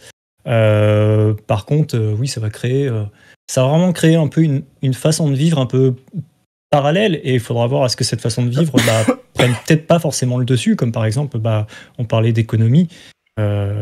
C'est clair et net qu'il y a des sociétés, elles vont faire du business du coup dans le métavers, et elles feront du business uniquement dans le métavers. J'imagine par exemple tous ceux qui vont te vendre des choses numériques, tout simplement, des choses qui ne sont pas palpables en réalité, tu vois. Mais en tout cas, En tout cas, Codin, je voulais juste réagir parce qu'il faudra bien aller chercher à manger. Bah, aujourd'hui, on peut se faire livrer à manger et la pandémie a accéléré le système de livraison. Moi, ce que je veux juste dire par là, c'est que on passera pas H24 notre temps dans un casque, mais globalement, ça pourrait être, tu sais, toutes les fois où tu sors, par exemple, pour aller au cinéma, pour aller en soirée, faire un poker avec tes potes ou aller en boîte de nuit, tu vois, que tout ce genre de choses, petit à petit, si les C'est des codes températures différents qui vont deviennent... s'installer, exactement ce qui s'est passé avec les smartphones. Regarde, à l'époque, quand le smartphone est arrivé, quand tu voyais un mec qui marchait dans la rue parce qu'il parlait tout seul avec son antenne Bluetooth, la première fois Oui, que tu vois un gars comme ça dans la rue, ça choquait. Aujourd'hui, mais tu vois quelqu'un qui marche dans la rue et qui parle en même temps, mais tout le monde s'en fout, tu le calcules même pas. Tu regardes les gens dans le tramway, il y a 5-6 ans, les petits vieux ils disaient regarde, tous les jeunes là, ils sont sur leur téléphone et tout. Aujourd'hui, les vieux ils sont sur leur téléphone aussi, tu vois. Et il y a juste des codes qui s'installent. Par exemple, quand tu es en réunion au taf, bah, tu sors pas ton téléphone parce que tu as le patron qui parle et qu'il faut être sérieux. Voilà, c'est sérieux. Et quand tu es en soirée, quand un mec te parle, exactement comme quand tu auras tes lunettes de réalité augmentée, parce qu'on aura peut-être, voilà, je sais pas, dans une soirée de 20 personnes, tu en auras 10 pélos qui auront des lunettes de réalité augmentée, et ben il va falloir installer des nouveaux codes. Enfin, il y a des nouveaux codes qui vont s'installer d'eux-mêmes, en fait, quoi. Ça va être une nouvelle éducation à une nouvelle oui. technologie. Je Après, pense pas qu'il faille en avoir peur, tout simplement. C'est juste quelque chose qui va se mettre en place doucement. Non, moi je pense qu'il faut pas en avoir peur et faut peut-être pas non plus s'imaginer. Tiens, cet après-midi il donnait Wall-E. Donc moi je l'avais jamais un peu regardé, j'ai pas tout vu, mais globalement j'ai bien vu à quoi ressemblaient les humains dans le Pixar de Wall-E. Faut peut-être pas partir dans ces extrêmes-là. Je dis juste que par exemple moi avec la pandémie, on l'a bien vu, tu vois, les cinémas ont eu extrêmement du mal à repartir parce que avec le direct ou VOD, bah il y a beaucoup de gens qui commençaient à dire moi, quitte à aller dans un cinéma et me retrouver avec des mecs qui font du bruit, qui respectent rien ou des choses comme ça, des mecs et des meufs, hein, comprenez bien, j'englobe tout le monde, qui ne respectent rien tout ça, alors que je peux le faire dans mon casque VR en décidant de regarder tel film avec mes potes dans une salle type ambiance cinéma et tout ça. On voit bien quand même que la pandémie elle nous a donné une vision d'un monde où on s'est réveillé sur nous-mêmes. Alors, on a eu envie de sortir et on a bien vu que les gens craquaient de plus en plus. Et ça, il n'y a aucun problème. Je dis juste que, eh bien, on va peut-être, si les casques deviennent de plus en plus performants, faciles à mettre, dans un form factor moins lourd, tu vois, avec des lunettes, voilà, plus ça va avancer, plus ça va s'améliorer. Ouais, D'avoir cette envie et de tout miser sur le métaverse en se disant. Tu prends l'exemple des cinémas et il y a plein d'autres exemples qui existent. Hein. Bah, c'est la même chose qui s'est passé quand on a eu Internet en fait et qu'on a commencé à avoir des débits suffisamment puissants. Adopi, ça n'a pas été inventé par hasard, même si c'est un énorme fiasco et que ça fait marrer tout le monde à juste titre. Le téléchargement illégal a flingué tous les magasins qui faisaient des locations de vidéos. Enfin, ça a disparu, quoi. C'est un métier qui n'existe plus et le numérique a drastiquement changé la face du monde. Mais n'importe quelle technologie entrante, en fait, quoi, n'importe quelle nouvelle technologie va supprimer, malheureusement, certains anciens usages. Oui, le cinéma, c'est clair qu'il va falloir un sale coup. Et c'est pas cool, hein, parce que le cinéma, t'as beau regarder un film en big screen, comme ça, avec tes potes, c'est cool. C'est cool parce que tes potes, tu sais qu'ils sont à, éventuellement, je sais pas, à 2000 km. Mais en vrai, t'as rien qui remplace, pour le moment, en termes d'ambiance, un cinéma tel qu'il est aujourd'hui, tu vois, physique. Après, oui. Moi, je vais juste te dire. Le cinéma ne relèvera pas, mais à eux de s'adapter, je vais dire, quoi. Malheureusement, je suis désolé pour eux, hein, mais. Je vais juste te dire un truc. Moi, j'ai fait un big screen avec David Noguera qui est sur le chat et avec Jason, mon comparse de la chaîne. Il y en a un, il est à 10 minutes de chez moi en voiture et il y en a un, il est juste à Paris. Et ça ne nous a pas empêché de. Tu sais, parce que des fois, la semaine, flemme de sortir. Avec la vie, bon, moi, j'ai un gamin et tout ça, donc ça veut rien dire. Mais nous, on a vécu cette expérience. Donc, on a fait le pire. Le problème, c'est qu'on a fait le pire exemple, c'est qu'on a fait la Snyder Cut. Donc, c'était quand même 3 heures, 4 heures de film, je crois. Donc, on a fait. Moi, j'ai fait les 4 heures. Je comprends que tout le monde n'est pas tenu, mais en vrai, nous, on l'a fait. On a bien aimé l'expérience. Elle n'est pas encore optimale, mais on a été déjà plutôt convaincus du truc. Globalement, quand les derniers échelons, c'est-à-dire un casque moins lourd, va arriver à des choses moins contraignantes à faire. Ouais. Bien sûr, mais justement, et je pense que les acteurs. La tentation, elle sera là. Bien sûr, ouais, mais encore une fois, c'est pas quelque chose qu'il faut craindre ou qui est mal, en fait, tout simplement. Exactement comme voilà, les smartphones, Internet, tout ça a modifié certains emplois, certains boulots, quoi. Bah, c'est la même chose avec voilà, le métaverse va modifier la vision de certaines choses. Et ceux qui seront mis en premier, j'ai envie de dire, bah, ce sera peut-être eux qui vont remporter une part de gâteau assez conséquente, hein. On le voit avec Netflix, par exemple, vidéo à la demande. Il y a eu Internet, maintenant il y a Netflix, le téléchargement illégal, ça existe toujours, mais je connais quand même beaucoup de personnes qui téléchargeaient illégalement à l'époque de façon mais quasi habituelle, sans aucun état d'âme. C'était, t'avais tes favoris, tu regardais, tiens, on va regarder quoi ce soir, enfin voilà, tu t'en contrefoutais, quoi. Et aujourd'hui, ils ont la flemme d'aller télécharger un film parce que c'est plus simple d'aller sur Netflix ou sur Prime Video, sur Disney+, ou sur je sais pas quel autre service. Et ça va être la même chose avec le métaverse. Tu auras des usages qui vont évoluer. D'ailleurs, simplement, quoi. Ça devient relou, il y a trop de plateformes. On va ressortir les japos. Mais, c'est vrai. mais non, mais après... Vas-y. Bah, j'allais juste te dire, en plus de ça, la VR apporte la sensation d'être dans le cinéma. Hein. Ouais, tu vois, il y a quand même cet effet grand écran qui peut fonctionner, tout ça, et ça peut tuer les dernières barrières, parce que autant tu peux avoir tous les films chez toi à disposition, autant si t'es, allez, je caricature un peu, hein, sur un 42 pouces Full HD, une télé qui a 7 ans, un son pourri, là, quand même, tu vois, ça peut. Il y a les derniers éléments techniques, on va dire, de l'ambiance d'un cinéma qui commencent à être brisés avec la VR, en tout cas. Bah, tu vois, moi, là, je suis pas d'accord avec toi. Et j'ai fait l'expérience big screen aussi avec des potes, et je trouve l'expérience cool, notamment quand ils sont pas là. Pas là pour X raisons, ça peut être pas là à 10 minutes comme pas là à 1000 km, je suis d'accord avec toi, ça change rien. Mais il manque un truc. Quand tu vas au ciné, que t'as un son de l'enfer qui fait vibrer ton siège, avec une spatialisation qui est nickel, une image qui a un grain qui est quand même assez ouf. Tu vois, je suis allé dans une salle de ciné, la séance commence et les mecs te mettent un écran noir comme t'as l'habitude de le voir. Ils font, vous pensiez que ça c'était noir, et ils te font ça c'est noir. Et là ils te changent. Avec le Dolby Vision, ouais. C'est avec le Exactement. Dolby Vision. Et ben là, tu l'auras pas dans un casque. En tout cas, pas maintenant. Peut-être plus tard, tu vois, peut-être plus tard. Mais aujourd'hui, tu l'as pas dans un casque. On va en parler juste après, tiens. On va avancer, on va pas tarder à en parler. Mais voilà, je pense qu'il y a encore des barrières. Mais en tout cas, tu vois, effectivement, pour avancer, je pense que le métavers, et David en parlait tout à l'heure, il disait, ça fait stresser. Moi, je pense que ça fait stresser. On en a parlé, on était tous d'accord pour dire, on sait pas bien à quoi ça ressemble dans la boîte, mais on a un peu tous envie de regarder ce qu'il y a dans la boîte. Et moi, j'ai peur quand la boîte s'appelle Facebook. Moi, le truc, c'est que bon, c'est là où on va regarder, on va être à la croisée des chemins. C'est que je suis d'accord avec vous, moi, le fait que ce soit Facebook m'emmerde énormément.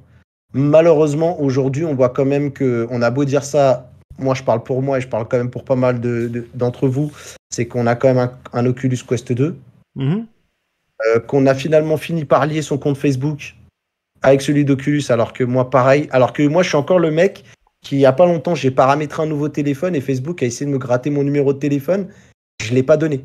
Alors qu'ils ont déjà l'application Oculus qui est installée sur mon téléphone. Ils l'ont déjà, tes amis ont ton numéro de téléphone et tes amis ont Facebook sur le numéro de téléphone. Oui, donc, j'ai l'impression de faire de la résistance, tu vois, j'en suis là bien quand sûr. même. Mes contacts, pareil, non. Vouloir utiliser Messenger comme principe, quoi. De messages, non plus, je ne veux pas. Mais du coup, au final, le truc, c'est que, au final, moi, c'est pareil, tu vois. À l'époque où ça s'appelait même Facebook Horizon, dans ma tête, je me dis non, mais jamais, putain, c'est impossible, quoi. Satan, quoi. Et au final, je l'ai mis quand même dans ma liste d'envie et il est là, il attend. Alors, tu sais, tu te mens, tu dis oui, mais c'est professionnel, c'est pour le XR, c'est pour, c'est pour la Web TV, c'est pour se tenir informé, machin et tout. Mais je pense qu'on va tous vouloir y aller voir par curiosité. Et mine de rien, là où je peut-être contredis ma question, enfin, moi, j'avais posé la question comme ça, hein. Mais là où je suis désolé avec nous tous qui avons beau faire de la résistance à Facebook, il y a beau eu avoir Cambridge Analytica, c'est pas pour autant que les gens ont arrêté d'utiliser Facebook. Ils ont encore fait des records. Il y a je sais plus combien d'utilisateurs, ils sont à plus de 3 milliards d'utilisateurs, je crois, actifs. bon, je crois que malheureusement, petit à petit, en fait, voilà, je pense qu'on va quand même se laisser tenter pour y aller, pour voir. Et en plus, si c'est bien, voilà. Et le problème, en fait, pour moi, c'est presque pas le métaverse. C'est Facebook qui est derrière ça et qu'il n'y a personne en face qui fait le métavers en concurrence ou qui propose une alternative. Et on en est là, quoi. C'est encore une fois la même chose. Disons qu'aujourd'hui, c'est une question politique, c'est une question qui est en train d'arriver dans les hautes sphères politiques. Et le fait qu'on voit des articles popper dans les Échos, le Figaro, Le Monde, Libération, Marianne, donc des grands noms de quotidiens français, montre que ce sujet est en train de monter. Et là, moi, j'ai bon espoir, en tout cas, que cette Connect, elle aura cet impact-là sur nos politiques, qui est que je l'espère aussi. C'était un jouet de geek, et aujourd'hui, juste Facebook, ils sont en train de dire, ok, nous on va là, et ça c'est le monde de demain. Donc, non, mais je pense qu'il sera temps de leur dire non aussi, quoi. Et je pense que les politiques se rendent compte des implications aujourd'hui du métavers. Et pour finir, je finirai là-dessus, je vous laisse la main pour la fin, parce qu'il faut qu'on avance un petit peu. Le seul truc que j'ai un problème, et ça Facebook le dit depuis longtemps, et il s'en sert d'ailleurs comme je sais pas comment dire, mais comme bouclier, on va dire, à toute critique, c'est qu'ils disent, mais nous, on n'est pas contre que le gouvernement légifère. Sauf qu'en fait, ils ont toujours 10 ans de retard. C'est-à-dire que pour légiférer, ils sont toujours à la traîne. En fait, quand tu regardes Facebook, dit toujours, non, mais nous, on se plie à ce que vous voulez, mais il faut légiférer. Et comme le gouvernement, et c'est ça qui m'inquiète un peu avec cette histoire, quand tu me dis, oui, le gouvernement a l'air de prendre ça au sérieux, oui, mais ils sont déjà en retard, en fait. Parce que Facebook, eux, ils avancent. Justement, j'ai presque envie de dire, et ça me fait halluciner de dire ça, mais c'est peut-être...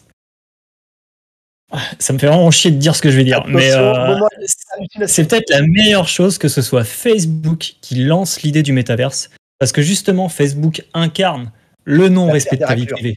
Facebook, c'est le socle qui incarne vraiment la violation de ta vie privée, la surveillance autorisée, pas vraiment autorisée, parce que quand tu t'abonnes, que tu vas sur un service et que ça te demande « Veuillez vous connecter avec Facebook », que tu dois scroller 20 minutes et que tu es là « Oui, allez, vas-y, vas-y, surveille-moi, il n'y a pas de problème, je veux jouer, je veux faire le truc, je veux avoir accès à ton service, là, donc vas-y, oui. » Donc, en gros, tu lis jamais les conditions, et même si tu les lisais, tu te dis « De toute façon, il y en a tellement que c'est abusé que maintenant, voilà, c'est ingérable. » Et du coup, bref, tout ça pour dire que Facebook incarne vraiment l'ennemi de la vie privée, tu vois. Je veux dire, il n'y a pas d'autres acteurs, à part éventuellement, tu vois, la NSA au niveau des États-Unis, mais là, c'est un service, c'est autre chose. C'est pas quelque chose de public, etc. C'est pas une entité privée, publique, c'est pas le retard, quoi. On est au courant. Ça. Et du coup, le fait que ce soit Facebook qui dise, nous, on fait le métaverse, peut-être que justement, les pouvoirs politiques vont peut-être y réfléchir un peu plus, parce que si ça avait été, je sais pas, Epic Games, qui est beaucoup incarné pour le moteur Unreal, ou je sais pas, Fortnite, peut-être les politiques ils connaissent Epic que pour Fortnite, tu vois, ils sont tellement à la ramasse en général numériquement, et c'est dommage sur le numérique, que là le fait que ce soit Facebook, peut-être que ça va en trigger quelques-uns, et que potentiellement ils se décident à commencer à rédiger des textes pour l'avenir, alors que si c'était un autre acteur, peut-être qu'ils seraient dit on verra dans 10 ans, et du coup ils auront encore 10 ans de plus de retard. Je sais pas si vous voyez ce que je veux dire. En tout cas, je suis d'accord avec Johnny Hallyday pour conclure. Facebook, on aime le détester, voilà tout, mais on l'utilise. C'est bizarre à dire, mais c'est vrai. Alors moi, j'utilise pas Facebook, mais je me retrouve complètement dans ce que tu dis, parce que tout ce qui est Oculus, pour l'instant, j'y ai plongé la tête la première, gentiment. Tu veux mon compte Facebook, vas-y. Et je me trouve toutes les excuses du monde. Ouais, mais c'est toujours là, par contre, c'est vraiment les chiffres qui... Je veux dire, il y a plein de services qui existent, et qui sont plein de services qui sont comme Facebook, c'est-à-dire des réseaux sociaux comme Facebook. Tu peux poster des statuts, partager des vidéos, des photos, enfin tout ce que tu veux, des liens et tout. Par exemple, t'as Diaspora, t'as Mastodon qui existe pour Twitter. Enfin, t'en as plein des réseaux sociaux, et qui sont libres, open source, avec une philosophie propre derrière, respect de la vie privée, etc. Tout ce que tu veux. Mais tant que t'as pas ton groupe d'amis qui est sur ce réseau social, t'iras pas, en fait, tout simplement. Et du coup, si tu vas sur Facebook, c'est parce que tes amis sont dessus. Ouais, et puis ça a été les Ouais. premiers à voilà, à développer ce genre de Je veux truc dire, aussi proprement. le métavers, il se fait pas avec beaucoup de bienveillance et malheureusement et beaucoup d'ouverture d'esprit. Il se fait avec la monnaie. Et pour l'instant, malheureusement, c'est un grand groupe comme ceux des GAFAM. Donc d'ailleurs, ça va être chelou à dire. Les GAMAM. Ça va être bizarre. Bref, J'ai vu, voilà. Tout le monde j'ai vu raconte. un tweet passer là-dessus et Ah ouais? on Faudrait que devrait dire les GAM du coup parce que Google, enfin les AM parce que Google c'est alphabet.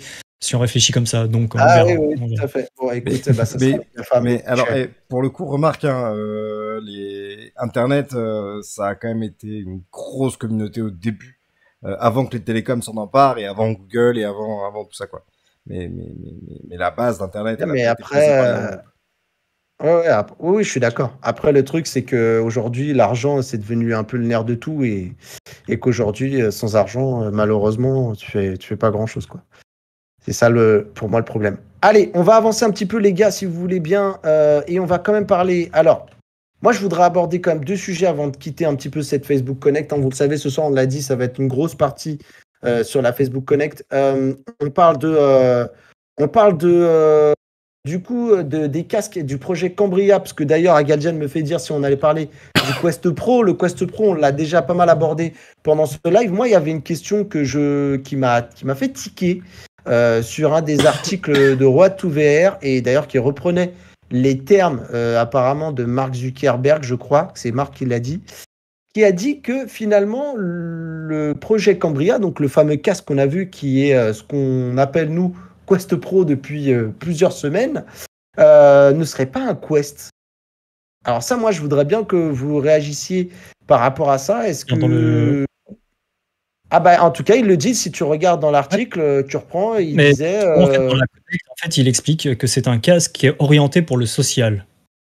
D'accord, Voilà, il il ce ne définit sera ça pas dans le la prochain Quest. Donc bon, Il- déjà nous, c'est nous Mais qui il est avons dit compatible. parce qu'on a eu des leaks contrôlés ou pas, hein, parce que bon voilà, ça c'est maintenant les leaks, c'est du marketing. Mais on avait eu des vidéos du coup qui correspondent à ce casque-là, où on voyait juste du coup une utilisation assez sociale du casque, pas forcément dans le gaming. Et quand il présente le casque, Zuckerberg, il explique que c'est un casque qui est destiné au social. Donc, est-ce qu'il entre dans la catégorie des quests? Est-ce que ce sera Alors, un quest? Je ne suis pas sûr Alors, du coup. non, parce que, alors, il y alors, a, il y a c'est un pas, Un truc qu'il a casque dit. parallèle. Attendez, je veux juste préciser, il a dit quand même, il sera compatible avec la plateforme Quest. Voilà, je voulais alors, juste il préciser sera ça. compatible, en fait, il sera compatible avec tous les jeux Quest, c'est ça qu'il dit. Par contre, c'est pas un Quest dans la gamme Quest parce que haut de gamme. En fait, ils se rendent bien compte qu'à sortir que du Quest, ils vont pas aller très loin, très vite en termes d'évolution. Donc, ils vont sortir une espèce de projection à 4 ans qui est Cambria. Cambria, il nous amène un nouveau système de lentilles, des pancakes et pas des Fresnel, Pancake, et ça devrait nous changer la vie. Ça, ouais, carrément. Ils ça, j'ai hâte. amènent le face tracking, body tracking, et je sais plus quel autre tracking qui va avec, et puissance de calcul augmentée, réalité mixte. Enfin, ils font clairement un En haute casque avec définition. mixte, en haute définition, ouais. Et, et voilà. Et le but du jeu, ça c'est plutôt de poser un espèce d'intermédiaire entre le Quest d'aujourd'hui, le Quest de demain, et de le sortir maintenant. Oui, et pour puis ceux qui veulent. Mais il a j'irais pas même plus loin vocation que à être ça. pro. J'irais même plus loin que ça, oui. C'est que Facebook, c'est un réseau social. La particularité d'un réseau social, c'est de connecter les gens avec des interactions sociales, etc. J'ai envie de dire, le gaming, à long terme, est-ce que c'est vraiment le but de Facebook? Je crois pas. Hein. Le but de Facebook, ça a toujours été de faire du social. Alors, je pense que le Avec gaming, il est là pour ramener les gens. Enfin, ramener les exactement. gamers. Le gaming, c'est la carotte qui permet d'attirer les joueurs, et du coup, qui sont des gens, hein, tout simplement. Et le véritable objectif, il est là avec ce casque, je pense. Alors, pour moi, ce moi, casque, en fait, se rapproche beaucoup plus de la politique et l'objectif de Facebook, enfin de Meta, que le Quest. Le Quest, en fait, est une gamme presque secondaire pour eux, en fait, je pense. Du coup, En tout cas, c'est ce mon avis. casque, je vais forcer le trait, mais ça serait un peu genre le Viveflow du social, en fait. Un peu, non? Non, Ou t'es je vais plus un peu trop sur loin. un. Oui, mais tu sais, pour moi, le Viveflow, mais réseau social, quoi. Vraiment, avec tout ce qui est autour du social, du machin. Parce que en fait, après, il y a une question que je voulais vous poser par rapport à ça. Je vais te laisser me répondre, Louis, mais comme ça, j'ai fait l'entièreté de cet article. Parce que, bon, on va pas revenir sur ce qui a été dit au niveau spec, parce qu'on en a, en fait, on l'a déjà évoqué lors du live. ça sert à rien de faire une redite, mais il y a un truc qui est important pour moi, c'est que je me suis posé une question en lisant l'article. De ce qu'ils ont l'air de dire, c'est que ce casque-là, il va servir justement à faire des essais sur des choses qui arriveront après sur le Quest.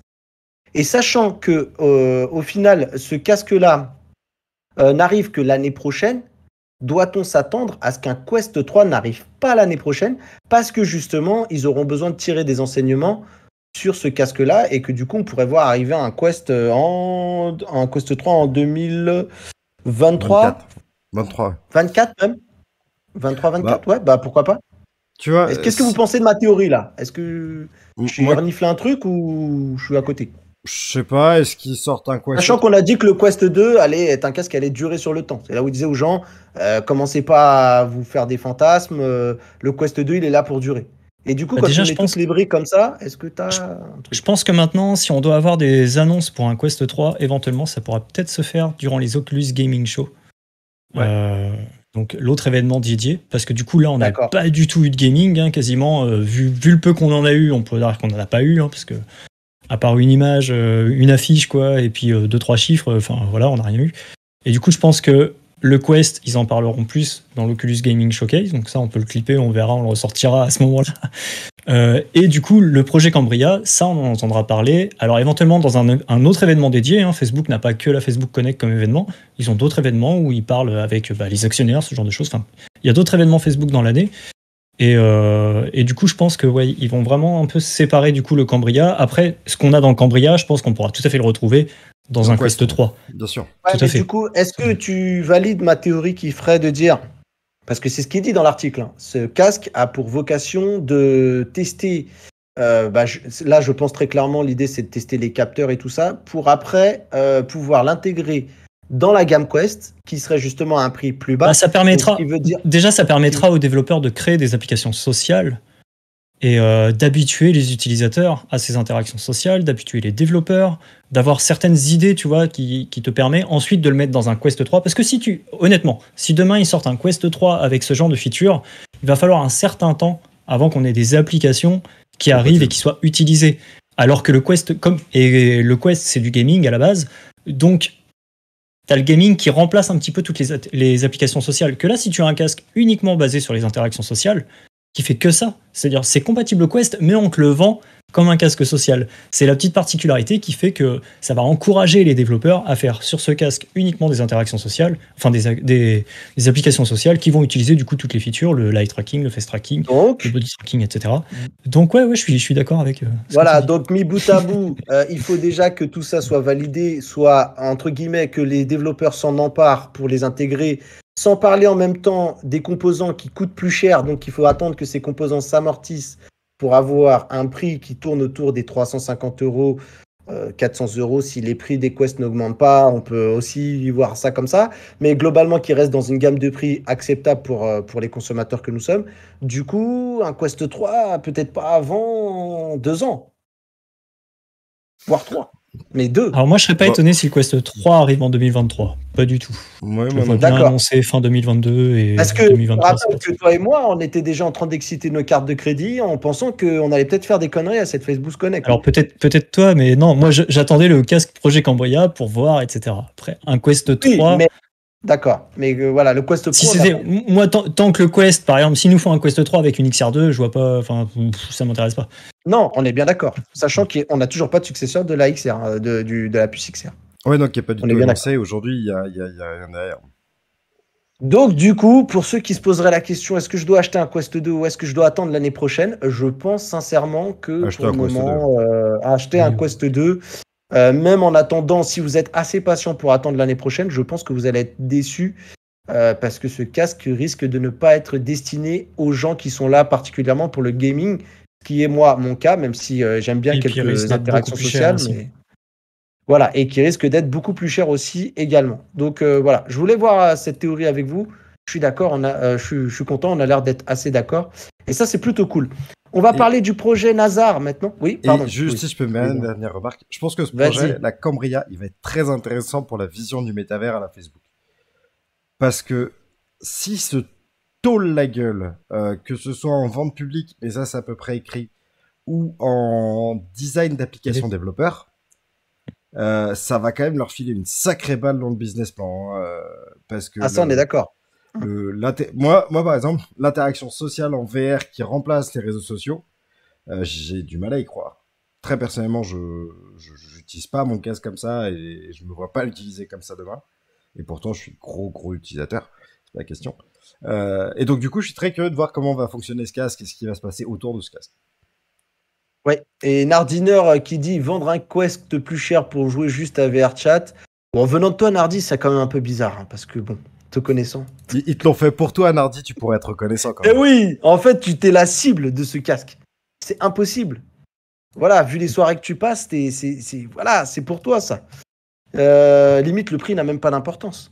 Bref, et du coup, on va rapidement faire un tour du côté du projet Nazar de Mark Zuckerberg, qui se dit enthousiasmé par les progrès pour des lunettes AR. Et là, pour le coup, pour moi, dans le viseur, il y aurait un certain Apple avec ses petites démos, puisque, eh bien, il semblerait qu'ils ont fait une petite démo sur le projet sur lequel ils sont en train de travailler. Et du coup, il semblerait qu'ils soient assez quand même contents des avancées, sachant que leur objectif final, ça serait d'arriver à des lunettes de 5 mm d'épaisseur pour loger tout ça. Alors moi, ce qui me fait un peu rire dans l'article que j'ai lu de Roi to VR, c'est qu'ils disent que eh bien, ils vont avoir un retour d'expérience depuis le projet Aria. Alors pour moi, le projet Aria, c'est simplement des spectacles de la compagnie Snap. Hein. C'est juste des lunettes avec des caméras. Donc je sais pas quel est quel bilan ils vont tirer de ça. Mais en tout cas, on sait qu'à l'intérieur, il va falloir y caser des écrans pour la réalité augmentée, des projecteurs, des batteries, des radios. Alors j'essaie de faire de traduction instantanée, mais voilà, des capteurs. Des radios. Et voilà, oui, des capteurs, pardon, et des puces, des caméras, des speakers, des haut-parleurs, pardon. Voilà, bref, plein de petites choses dans un form factor comme ça. En tout cas, Mark Zuckerberg a l'air très très confiant, même s'ils n'ont pas encore, ils ont dit encore que la route était longue là-dessus. C'est normal qu'il a paru très confiant parce que là, il a un projet à vendre. Oui, mais on sent vraiment qu'il a dit on avait envie de faire cette démo parce que justement, on est quand même assez content de ce qu'on est en train de faire en labo, j'ai envie de dire. Et pour le coup, ça avance plutôt bien de leur côté. Je pense que c'était ça que voulait vendre Mark Zuckerberg. Après, oui, on est d'accord. Il y a toujours un sous-texte derrière. Alors, je pense pas que ce soit une démo, hein. Je pense que c'est un concept. C'est comme tout ce qu'on a vu sur le reste de la Connect, c'est un concept. Ils ont rien derrière pour l'instant. Enfin, C'est pas en tout cas, c'est pas ce que l'article a l'air de dire. C'est qu'ils ont dit qu'ils ont l'air de bien avancer et qu'ils ont des objectifs là d'un form factor de 5 mm et que pour le moment, d'après ce qu'ils disent, d'après ce qu'ils sont en train de réaliser en sous-marin là derrière là, ça avance bien. C'est ce qu'ils ont dit. Voilà, c'est globalement. Après, ça veut tout dire et rien dire. Mais en tout cas, ils ont dit voilà, nous ça avance. On est content, ça avance et voilà à quoi ça pourrait ressembler pour l'instant. Mais sans parler de form factor, on n'a pas vu d'appareil. Là, je te rejoins. C'est peut-être de l'intox. Est-ce que c'est pour mettre des bâtons dans les roues ou pour pressionner Apple? Je te laisse. Moi, je sais pas si c'est ta théorie. Alors, je pense que là, on est dans le jeu de gros bras. Après, bon, c'est mon avis sur l'air, hein, mais je pense qu'on est dans le jeu de gros bras face à Apple en mode, bah ouais, nous aussi, on est dessus, puis on avance plus fort que vous. Bon, ça, c'est de la com entreprise classique. Après, je suis quasi persuadé, alors peut-être que je me plante, hein, mais de ce que j'ai compris quand j'ai regardé la Connect, que le truc derrière, c'était comme tout ce qu'ils ont fait, c'est du concept. En tout cas, ils n'ont pas aujourd'hui d'appareil, parce que même quand ils te montraient leur projet d'AR, justement avec IA qui te propose des trucs et qui reconnaît l'environnement, la paire de lunettes, elle affichait pas en temps réel dans les lunettes. Non, parce que globalement, ils ont même montré des gens avec des vraies paires de lunettes de vue normales et tout. Et je pense que c'était, comme on le disait au début de ce XR, c'était vraiment l'idée de se dire, voilà, on se projette vraiment dans le futur. Et je pense que pour l'instant, c'est le but de la conf.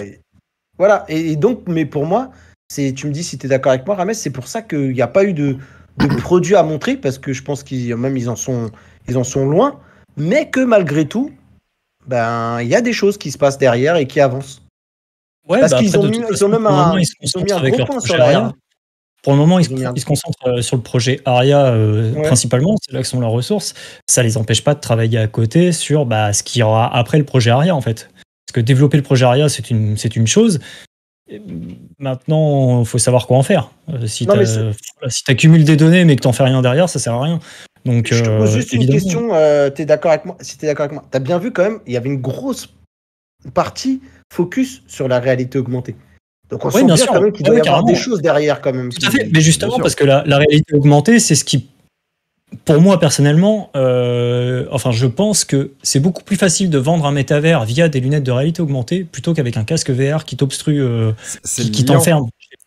C'est liant la réalité augmentée dans le métavers. T'as la partie réalité virtuelle qui te permet d'imaginer des mondes complets, t'as la partie monde réel, et la passerelle entre les deux, c'est clairement la réalité augmentée. Tu vois, qui va te Ça, ouais, permettre d'amener complètement. tes créations virtuelles dans le réel, de ramener ton réel dans le virtuel, etc. Et je t'ai envoyé un petit tweet en MP là, sur Discord, si tu veux, Louis. Et justement, cette vidéo, moi, c'est une petite vidéo de quelques secondes, en fait, où on voit des gens qui sont en train de jouer aux échecs, ces jeux, à travers, du coup, les caméras du casque en passe-flou.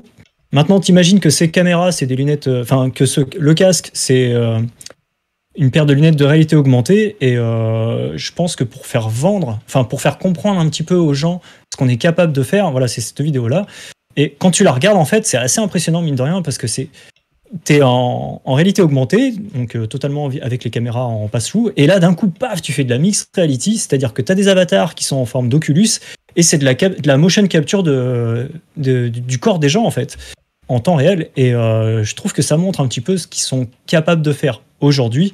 Et quand il parle de réalité augmentée avec ses lunettes et qu'il fait voir la petite démo qui n'est non représentative de ce qu'ils sont actuellement, c'est juste une démo technique.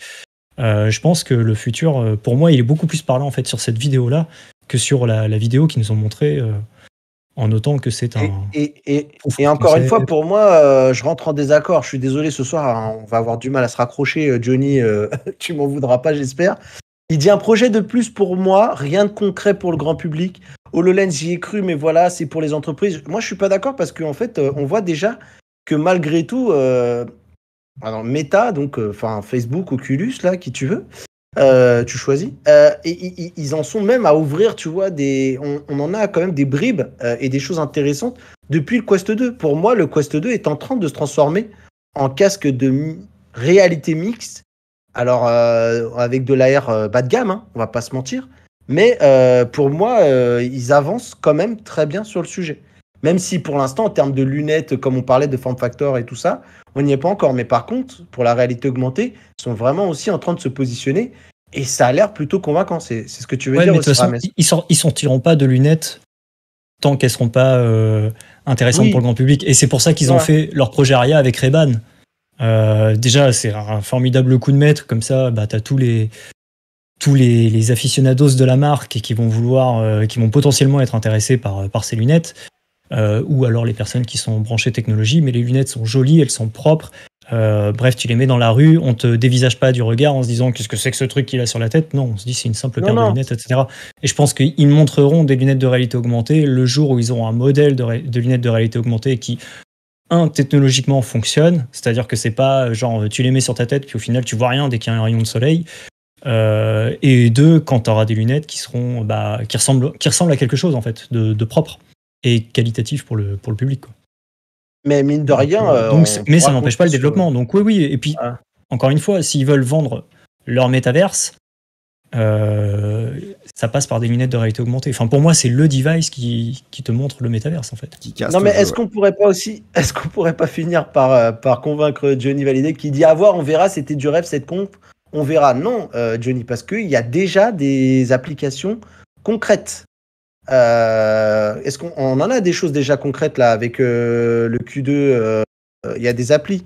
Aidez-moi les mecs. Il y a l'appli là en puzzle là. Oui, mais Puzzling Place, c'est plus son nom.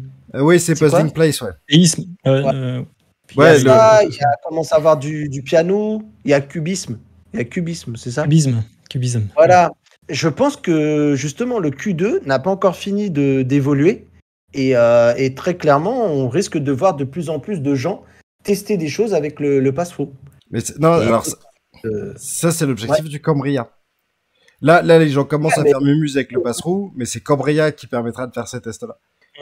Qui va faire Oui, exploser mais un petit peu. après, ce que sont déjà en train de ramener les développeurs avec le Q2, va servir au Cambria en finale. Oui, bien sûr. Parce que ça sera en mieux, quoi. Après, Moi, je suis assez d'accord avec Johnny dans le sens où cette conférence, c'était du vent, dans le sens où on vous vend l'avenir. Mais l'avenir, tout reste à faire. Donc, on vous vend une vision. Ah mais oui, la c'est vision, plus elle même peut une changer vision, du je jour au dirais pas que c'est lendemain. l'avenir. Voilà, On est d'accord. C'est même plus une vision moi, que l'avenir. Puis, il faut C'est-à-dire que C'était ça de peut toute se façon casser la gueule. Oui, mais de toute façon, cette conférence, c'était 80 minutes pour expliquer aux médias la vision de Facebook et 80 minutes pour conclure. Maintenant, on s'appelle Meta, on s'appelle plus Facebook, on fait plus du réseau social classique. Maintenant, on se concentre sur un autre pan technologique. C'est ça l'avenir, c'est ça le futur. Oui, Et mais Rames, voilà, moi, là où je voulais juste un petit peu contredire, c'est que pour moi, en fait, le travail que est déjà en train de faire Oculus avec le pass-through et tout, c'est déjà une réalité de réalité augmentée du pauvre.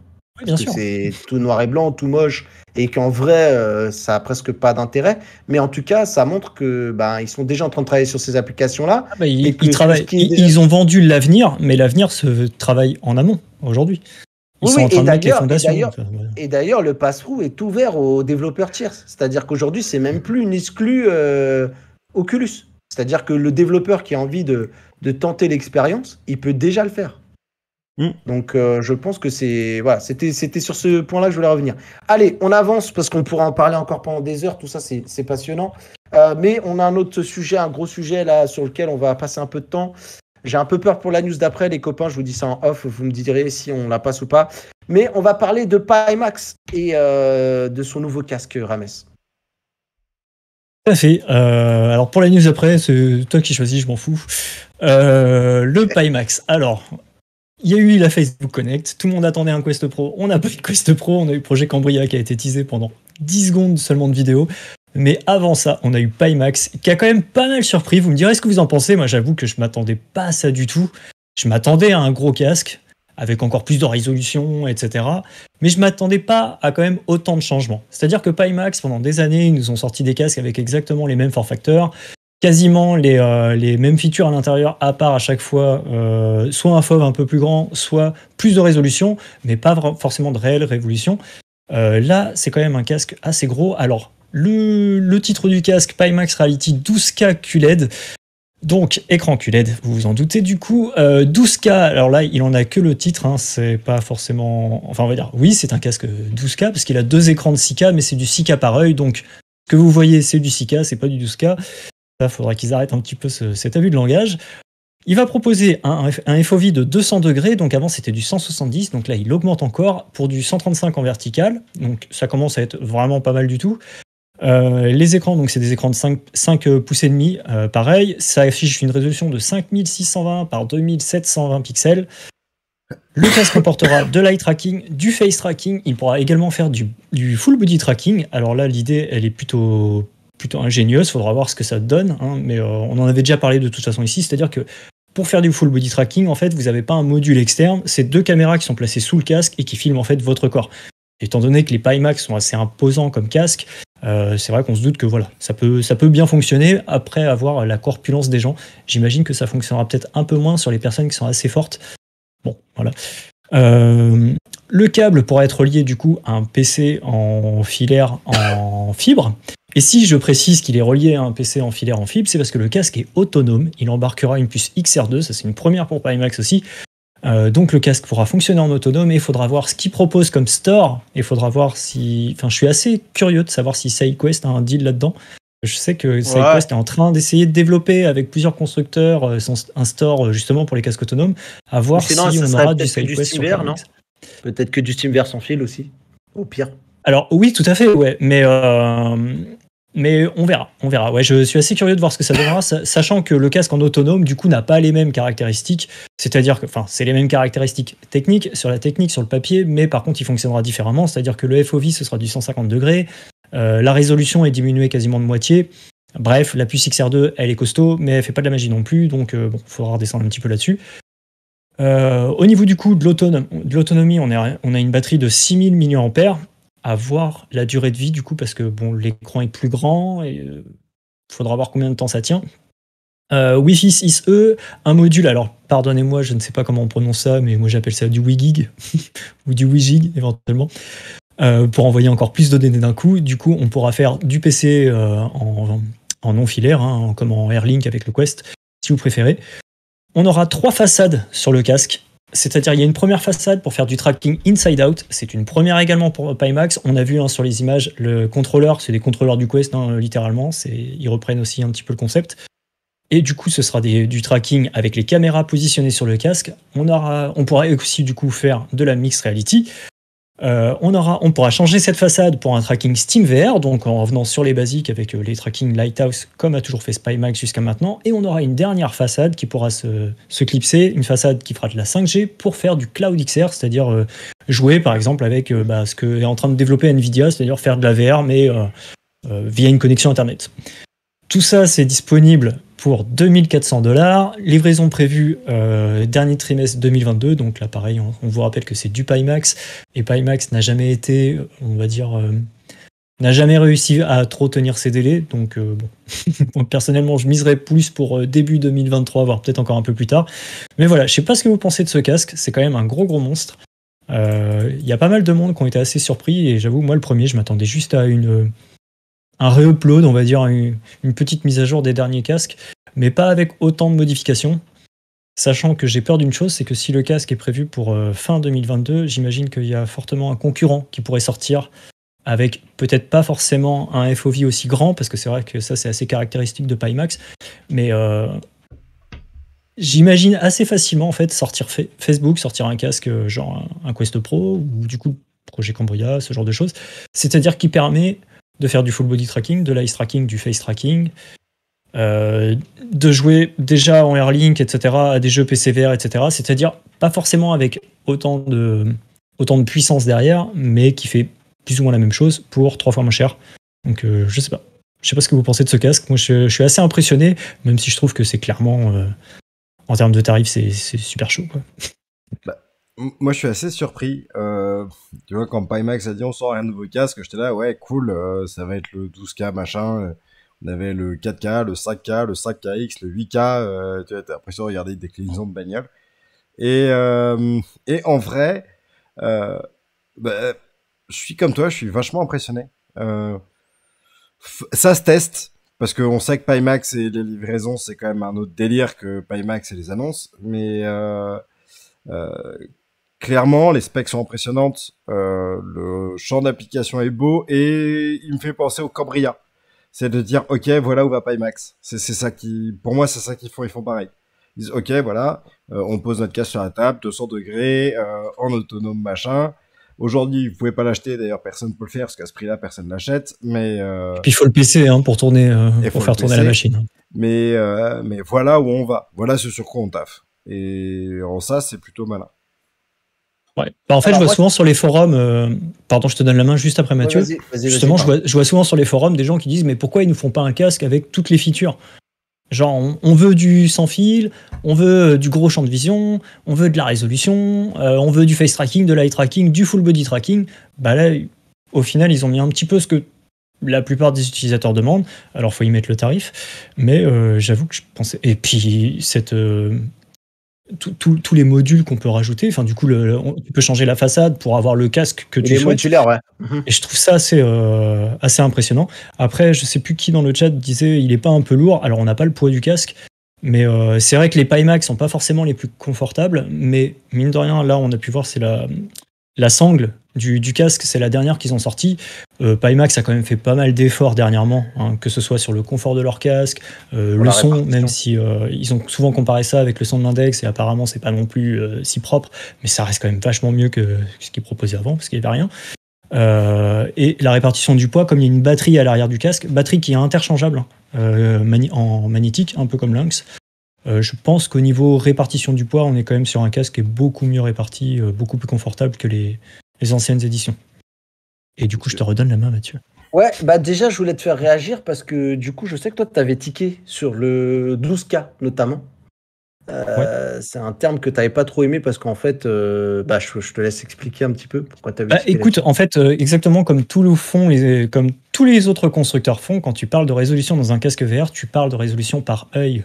Et c'est ça qui importe. C'est ce que ton œil droit ou ton œil gauche va voir en termes de résolution, c'est ce que tu vas avoir comme résolution. Par exemple, quand tu regardes un smartphone qui est en résolution 1080p, c'est pas parce que tu fermes un œil que ça y est, il est passé en 400. 2048. Voilà, c'est ça. C'est débile. Si tu ouvres un œil comme ça, il est pas passé en 2048. Il est resté en 1080p, quoi. Et d'ailleurs, si on met tatillon sur la techno VR, en soi, c'est même pas tant le nombre de cas par œil qui est intéressant, mais le PPD, le pixel par degré de vision. Exactement. Sachant qu'en plus, le calcul des résolutions est différent en VR parce que les écrans sont pas au même format que les écrans 16/9 classiques, etc. Et du coup, là, clairement, quand Pimax présente son casque comme étant le Pimax Reality 12K, je trouve que c'est un abus de langage parce que celui qui va acheter le casque, il va se dire j'ai de la 12K dans les yeux. Et c'est pas vrai. C'est pas vrai du tout. Et du coup, t'as 6x2. Techniquement, c'est 12. Oui, voilà, mais 6x2, mais par 1. Et du coup, quand tu vois ton écran en 1080p, tu le regardes avec les deux yeux et c'est un peu débile, quoi. Du coup, t'as aussi un casque qui fait du 90 dB, 2x45. Voilà, c'est pareil. Oui, voilà, ouais, carrément. C'est exactement ça. C'est comme tu regardes un écran 120 fps. Bah, si tu fermes un œil, il est pas passé en 60 fps. Il est toujours en 120 fps. Et du coup, c'est des abus de langage un peu. C'est des abus de langage. Un peu abusés. Et il y a que Pimax qui fait ça. L'HP Reverb G2. Quasiment, parce que les autres marques sont un peu plus honnêtes. Les autres marques sont un peu plus honnêtes. Les autres te donnent le PPD quand tu vas chercher au fin fond de ta doc technique, mais en soi, ils te disent, ouais, nous on passe du 5K dans les écrans. Ouais. Vas-y, remballe. L'HP Reverb G2, c'est pas écrit l'HP Reverb 4K, tu vois. Non. Là, Pimax, c'est carrément ça. C'est le Pimax 8K. Pimax te dira, mais 12K, c'est un nom. Et du coup, c'est ça qui me gêne, c'est que c'est écrit en gros sur la boîte. Et du coup, l'utilisateur, c'est le titre du casque, quoi. Et l'utilisateur qui va acheter le casque, il va se dire, waouh, j'ai de la 12K dans l'œil. Non. Mais ils n'ont jamais dit, il y a marqué 12K définition, tu vois, ou résolution. Ils ont bien sûr, mais ça peut être le nom comme ton nom de famille, tu vois, c'est un nom. 12K. Si vous acceptez de vous faire enfler marketingment parlant, c'est votre histoire. Mais... écoutez, moi je vais vous dire pourquoi il y a des chances que vous fassiez enfler, notamment, même si j'aime beaucoup. Sachant que la résolution est déjà énorme. Voilà, je dis pas que la résolution elle est pourrie, loin de là, c'est déjà super impressionnant. Mais bon. Moi j'ai un gros problème déjà avec ce casque et je vous demanderai la plus grande prudence quand vous mettrez bien vos numéros de carte bleue. Franchement, donnez peut-être de l'argent au Tipeee de Rames, ça sera peut-être mieux investi. Pourquoi je dis ça ? Parce qu'en fait, quand on voit les pénuries en ce moment de composants, quand on voit un petit peu justement cette envie de cocher toutes les cases avec ce casque, et quand on connaît aussi Pimax de réputation, j'ai envie de vous dire, faites preuve de prudence parce que je pense qu'ils vont galérer à remplir ce cahier des charges et à essayer notamment et avoir la possibilité de fournir le nombre de commandes. Ça va être une vraie galère parce que Pimax a pas les reins non plus assez solides pour pouvoir s'assurer qu'ils auront bien le nombre de XR2 disponibles sur le marché, qu'ils auront assez pour avoir tout ce qui est indiqué dans le casque, quoi, j'ai envie de dire. Donc franchement, je trouve que c'est un bel effet d'annonce, mais je suis pas sûr que dans le concret, dès qu'il va falloir livrer les gens, ça va pas être compliqué. On peut pas juger avant. On peut pas juger avant, mais si j'ai un peu taillé Pimax sur les délais, etc. Et à juste titre, jusqu'à maintenant, ils n'ont jamais respecté leurs délais, avec parfois des années de retard. Donc franchement, c'est normal qu'il y a certaines personnes qui ne soient pas très contentes du service de Pimax. Mais Pimax a eu quand même pas mal de financements cette année, en 2021. Et des gros financements, je parle de 48 millions de dollars, ce genre de choses, et plusieurs qui se sont succédés. Et qui sont investis justement dans leur service après-vente et leur R&D et aussi la distribution. Donc, normalement, Pimax a quand même beaucoup souffert de ça et en tout cas, il donne l'impression de vouloir justement corriger le tir sur ces points négatifs qui sont assez trop récurrents. Pour moi, le problème dans tout ça, Rames, c'est pas l'argent en fait. Je ne doute pas que Pimax n'ait pas l'oseille pour pour peut-être aller pour créer un casque de ce calibre. Je te dis juste, le problème, c'est que c'est aujourd'hui, avec les pénuries, en fait, tu peux avoir tout l'argent du monde. On voit que des gros constructeurs galèrent de ouf.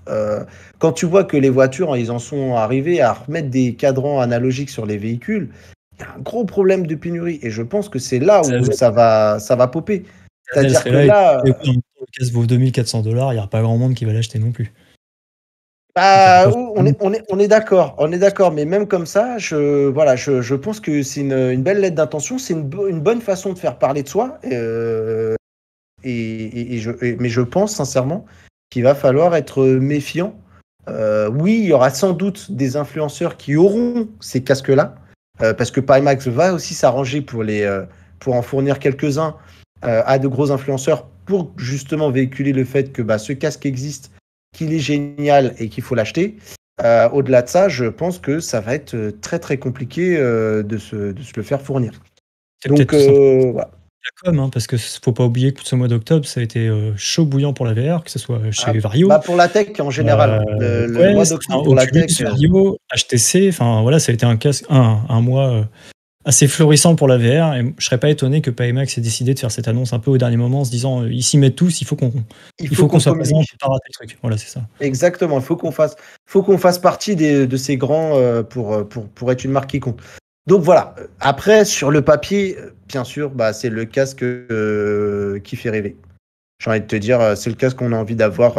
Et puis côté modulaire et tout, il y a vraiment, voilà, ils ont bourré toutes les specs au max, le plus possible pour envoyer du rêve. Mais en plus de ça, ils ont eu l'intelligence d'y mettre de bonnes idées avec ce côté modulaire, avec ces fameuses lentilles un peu différentes aussi également. Donc oui, après, encore une fois aussi, il va falloir avoir la machine pour faire tourner ce genre de bécane. Donc je pense que c'est...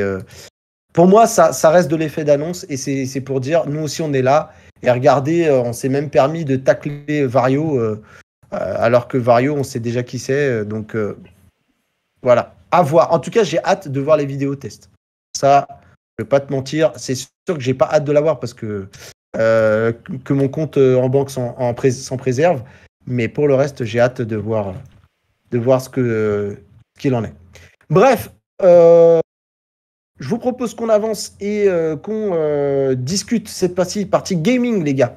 Et donc, on va parler de After the Fall qui arrive en décembre. On a une date, ça y est. Tout à fait. Alors, c'est moi qui fais la news? Je sais pas. D'accord, ok. Sinon, c'est le 9 décembre. Voilà. D'accord, voilà, il a fait la news. C'est le 9 décembre. On va rappeler quand même juste ce qu'est After the Fall et sur quel support il va sortir. C'est simple, il sort sur tous les supports, c'est-à-dire PC VR, PlayStation VR et Oculus Quest 1 et 2. On parle beaucoup d'Exclu Quest 2 en ce moment, on en reviendra juste après d'ailleurs. Mais du coup, voilà, After the Fall, développé par Vertigo Games, arrive. Nouvelle date de sortie le 9 décembre. On y croit, on croise les doigts. Qu'est-ce que c'est qu'After the Fall? Tout simplement, c'est un petit Left 4 Dead Live, un peu grossièrement, si j'ose dire. C'est-à-dire que vous incarnez un groupe d'humains qui s'est réfugié sous terre parce que dans les années 80, à Los Angeles, il y a un virus qui s'est répandu. Et plusieurs années plus tard, vous ressortez, il y a une ère glaciaire qui s'est installée. Les humains qui ont été infectés par le virus se sont transformés en gros monstres pas beaux, et vous allez devoir partir faire des missions pour aller collecter des ressources pour votre refuge. Et du coup, ce sera un jeu en coopération à 4 joueurs avec pas mal d'interactions, pas mal de gros monstres, de l'exploration, des missions, du loot. Bref, c'est un jeu qui est quand même pas mal attendu. Personnellement, je l'attends beaucoup. Et du coup, voilà, nouvelle date de sortie le 9 décembre. On espère que cette fois-ci, ce sera la bonne. Parce que des jeux en coopération, on n'en a pas tant que ça, mine de rien. Et du coup, ça ferait plaisir d'avoir un bon petit Left 4 Dead-like un petit peu là en VR. Ce serait assez chouette. Et surtout que ça sort sur tous les supports. J'espère que pour l'attente, il sera compatible Team Fragile. Ils ont intérêt. Je te le dis. Ouais. Alors j'avoue qu'ils n'ont pas trop communiqué sur la téléportation. Et personne ne communique sur la téléportation. La téléportation, c'est le... Il est cross-platform, tout à fait, Codix. Il est cross-platform. De toute façon, ils se sont positionnés sur 5 jeux, donc ils ont intérêt de se démerder à commencer à essayer d'en finir quelques-uns, parce que et sinon ils sont pas sortis. Bref, on va parler de nos amis du PSVR, le PSVR qui fait plaisir, qui gâte son monde puisqu'il offre pas mal de jeux. bientôt, voilà, qui sont très connus d'ailleurs. C'est très bien. Alors je réponds juste à Osiris juste avant. Le cross-buy Vas-y, pour vas-y. After the Fall, ça n'a pas encore été communiqué. Donc j'attends la réponse des développeurs. En tout Voilà. cas, pour le PlayStation VR, Sony fête les 5 ans du casque. Donc bien joué Sony. Ça a été un gros succès au début, un petit peu moins aujourd'hui, mais ça reste toujours un des casques les plus vendus.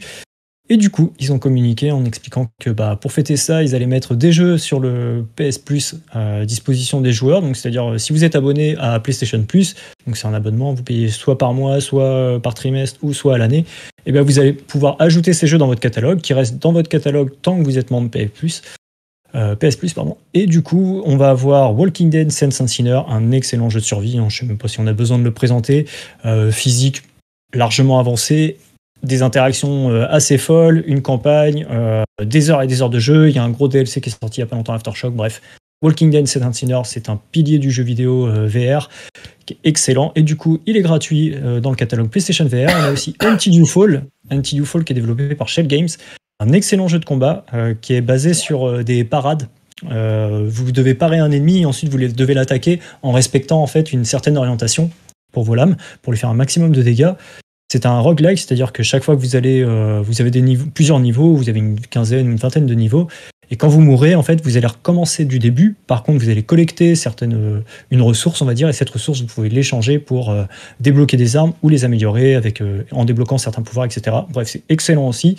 Et le dernier jeu, c'est The Persistence, et ça me fait plaisir qu'ils mettent The Persistence dans ce lot, parce que The Persistance, c'est un jeu qui est aussi disponible sur PC VR, qui est très peu connu.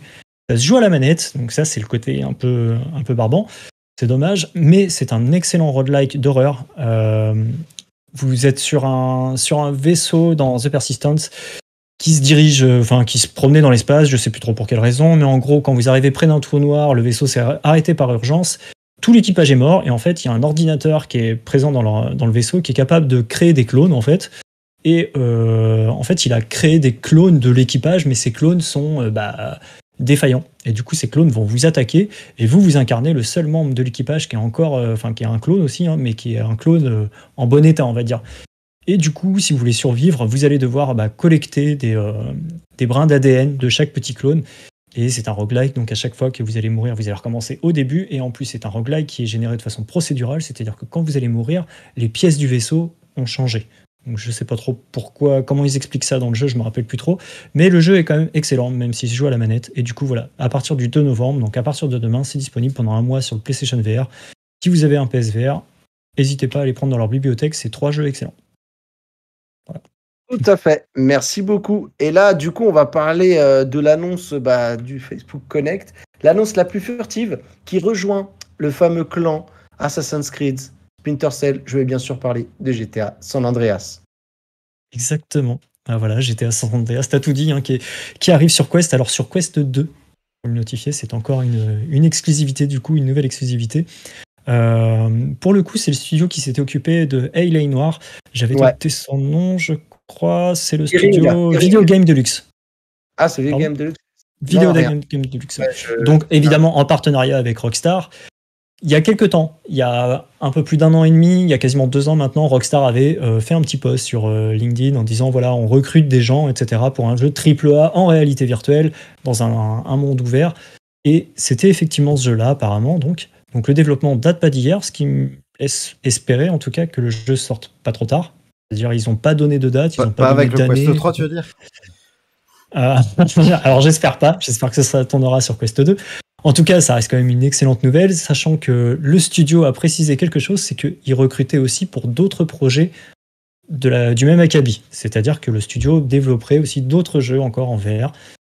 On verra, on aura peut-être plus de nouvelles là-dessus. En tout cas, moi, je sais pas ce que vous en pensez, mais ça me fait juste super plaisir qu'un GTA arrive en VR. En plus, San Andreas, personnellement, c'est mon épisode préféré. Je suis impatient d'aller me promener dans les rues de San Andreas avec mon crew en voiture. Pour aller zigouiller, je sais pas quel autre gang. Crew, en voiture. Exactement, vous m'avez compris. À partir de 23h, le crew sort. Et voilà, on aura des activités diverses et variées. Les suspensions des voitures. Exactement, de la voiture. Mais non, c'est une excellente nouvelle qu'un GTA San Andreas. Et je sais pas ce que vous en pensez, mais moi, que ce soit un remake, ça me fait pas. Rien à ça me fait ni chaud ni froid. J'en ai rien à foutre. Le même scénario. GTA. Ah ouais, carrément, Non, mais ouais, complètement. alors j'espère qu'il y aura un peu les raffinements qu'ils ont annoncés là sur toutes les nouvelles versions qui vont sortir pour les nouvelles consoles. Donc j'espère qu'elle aura le droit au même raffinement graphique. Ouais, je pense que bah oui. c'est inévitable. Bien sûr. Ça doit être, ouais, parce que sinon ça va Bien sûr. piquer des yeux. C'est ça. Je pense Sachant que ouais, vas-y, pardon. je voulais juste préciser que si vous n'avez pas joué à Halo Noir et que vous avez un PC, Ouais. du coup, le jeu est pas foufou en soi. Il a quelques problèmes, surtout au niveau des déplacements. Je sais pas comment ils ont pensé leurs déplacements, mais c'était clairement mal foutu à l'époque. Par contre, sur la technique, le jeu est excellent.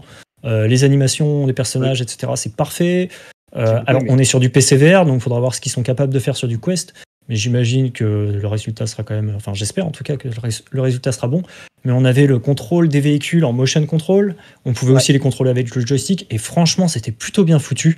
Moi, j'ai vraiment hâte de me promener dans ma voiture, la main comme ça, là, et puis le flingue dans l'autre main avec le gang, et puis c'est parti, on va casser du caïd, quoi. Je suis juste impatient, quoi. Ouais, non, tout à fait. Et je pense que c'était encore une bonne opportunité cette fois-ci que Mark Zuckerberg regarde ses concurrents. Je pense notamment Sony en lui disant, tu vois, le premier GTA en VR, c'est moi qui l'annonce. C'est pas carrément. toi. Ah ouais, ça, c'est c'est clair et cadeau. net que Oculus prend pas mal d'avance sur les grosses licences pour le moment. Après, je ne doute pas une seconde que quand le PSVR 2 va sortir, Sony va contre-attaquer aussi. Hein. Mais c'est clair qu'avoir le premier GTA en VR, c'est quand même quelque chose. Ça va permettre de vendre du casque. Je pense que ça peut convaincre, si c'est bien fait. Hein. Ça peut encore en donner envie d'acheter du casque. Ça peut être un équivalent d'Alix. GG. Ah, je sais pas, équivalent d'Alix, parce que je pense qu'il va être. Je pense qu'il va être un petit peu. Voilà, graphiquement, il va accuser un peu le coup et tout. Mais je pense que l'idée, voilà, si l'expérience est bien faite, il y a pas mal de gens qui auront envie de retourner là-dedans. En termes d'achat, de pousser à acheter. Oui, pousser à l'achat, ouais. Je pense que ça peut faire un équivalent d'Alix. Resident Evil 4 fait vendre je sais pas combien de casques. GTA, c'est même pas comparable, quoi. Ça va être incroyable, quoi. Tout à fait. Et moi, je sais pas vous, mais un GTA en autonome, ça laisse la porte d'entrée à un GTA plus tard sur une autre plateforme, peut-être PCVR. Et imaginez le modding arrivé sur GTA en VR, mais ce serait juste un truc de fou. C'est vrai, je suis totalement d'accord avec toi. Je me doute. En tout cas, il y a un autre jeu aussi qui va te faire plaisir d'arriver en autonome, qui a le mérite d'être là et d'être plutôt bien. On l'avait un petit peu, on en avait parlé un petit peu même aux VR Awards, aux ET Awards. Exactement. Développé par du coup le Warp Frog Studio, un studio français dirigé par Cospi, du coup qu'on avait accueilli pendant les VR Awards. Blade and Sorcery 2, du coup, Blade and Sorcery Nomad sort sur Quest 2, donc là, c'est une exclusivité Quest 2. Qu'est-ce qu'on aura dans ce Blade and Sorcery ? Du coup, c'est du sandbox, jeu de combat, physique ultra avancé. Si vous avez envie de vous défouler sans réel objectif, parce que voilà, c'est du sandbox, il n'y a pas de petites carottes pour vous faire avancer, il n'y a pas de campagne, etc. C'est vous prenez votre bouquin, vous choisissez vos armes à faire spawn, le nombre d'ennemis, enfin la difficulté, etc. Et vous partez. Il y a un mode donjon qui est sorti la semaine dernière sur PCVR. Le mode donjon sera de la partie. Donc ça, c'est plutôt cool. Et si j'ai parlé des modes dans GTA justement sur PCVR juste avant, c'est parce que Blade and Sorcery, c'est un jeu extrêmement modé sur PC. Et on aura également la prise en charge de modes sur Quest. Ce sera un store, enfin, ce sera pas les mêmes modes, ce sera des modes différents qui seront dédiés au Quest. Mais du coup, le développeur a précisé qu'il y aura des modes, ce qui est plutôt une bonne nouvelle. La mauvaise nouvelle, c'est que le Quest du coup est moins puissant qu'un PC évidemment, et du coup ils sont obligés de faire des concessions sur certains trucs, donc les graphismes, même si ça reste plutôt propre, par contre le sang des ennemis et les blessures des ennemis risquent de disparaître apparemment, voire sur certains ennemis il y aura carrément pas de sang d'après ce que dit le développeur, donc ça c'est un petit peu dommage, mais bon. Ça a cotérisé direct, quoi.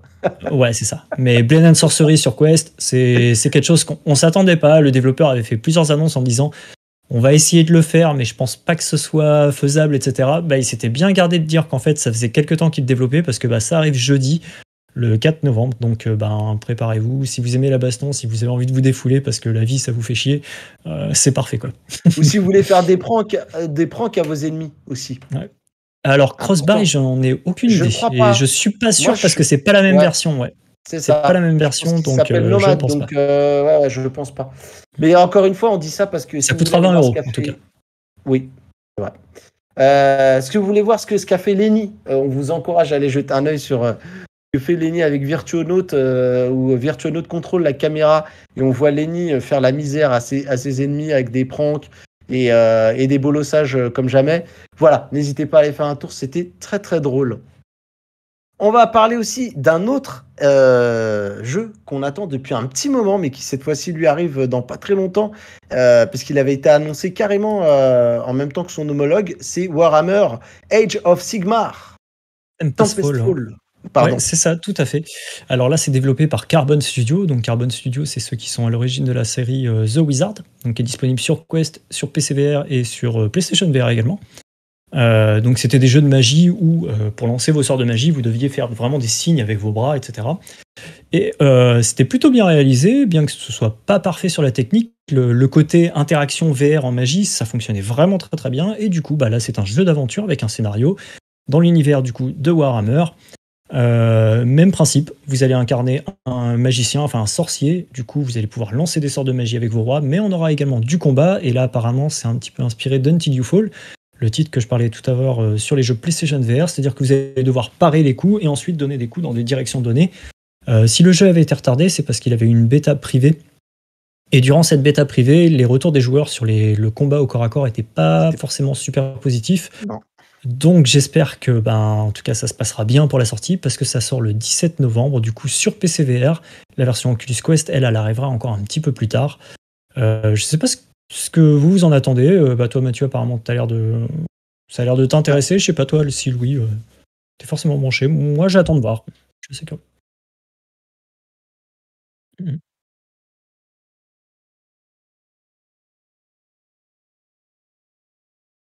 Ouais. Et puis Warhammer Battle Sister là m'avait pas forcément beaucoup hypé. Je crois que celui-là il est quand même un peu meilleur, j'ai l'impression. Voilà. Ouais, donc c'est différent quoi. Désolé chat, ouais, donc je disais, moi j'ai été très fan de The Wizard. De The Wizard, merci les gars. Putain. De The Wizard, ouais, il se fait tard. Et donc pourquoi pas pour Warhammer, ouais. Donc voilà. Du coup, on va finir cette émission avec un géant du jeu. C'est Transformers. Au sens propre, je voulais dire géant. Transformers Beyond Reality. Voilà, un nouveau jeu avec des robots. C'est ça. Et qui va faire vendre du jouet. Celui-là, on l'avait pas forcément vu venir, j'avoue. Transformers, du coup, un célèbre saga créé pour vendre des jouets. Et du coup, qui arrive en réalité virtuelle. Alors, au vu des images, ça a l'air d'être un bête wave shooter, pas forcément joli. Mais bon, voilà. Ça a été annoncé pendant l'événement dédié à la licence Transformers. Et je sais pas si tu as une vidéo sur ce que je t'ai envoyé, Louis. Ouais, ça serait bien de voir un peu à quoi ça ressemble, parce que... Non, mais c'est pas très très joli. En gros, vous avancez sur un rail, vous avancez tout seul dans un décor. Et vous avez des ennemis qui apparaissent à l'écran. De temps en temps, vous avez un Transformer qui arrive devant vous et qui va se battre devant vos yeux. Vous incarnez alors, je connais pas très très bien la saga Transformer, mais vous incarnez je crois que c'est les gentils, c'est les Decepticons. Je sais plus. Non, c'est les Transformers. Ok, les Transformers, du coup. Et on doit se battre contre les Decepticons. Et pour sauver la Terre, voilà. Donc, scénario assez classique, mais ça a l'air d'être du wave shooter vraiment très basique. Pas forcément très joli non plus. Ça arrive en décembre sur PlayStation VR et je crois que VR for Player a mis du gameplay. Même pas. Même pas. Si, c'est bon. C'est bon. Et alors, faut avancer un petit peu. Là, t'as la demoiselle qui présente. Si tu mets vers les 2/3, je dirais, de la vidéo, on a du gameplay sur la fin. Voilà.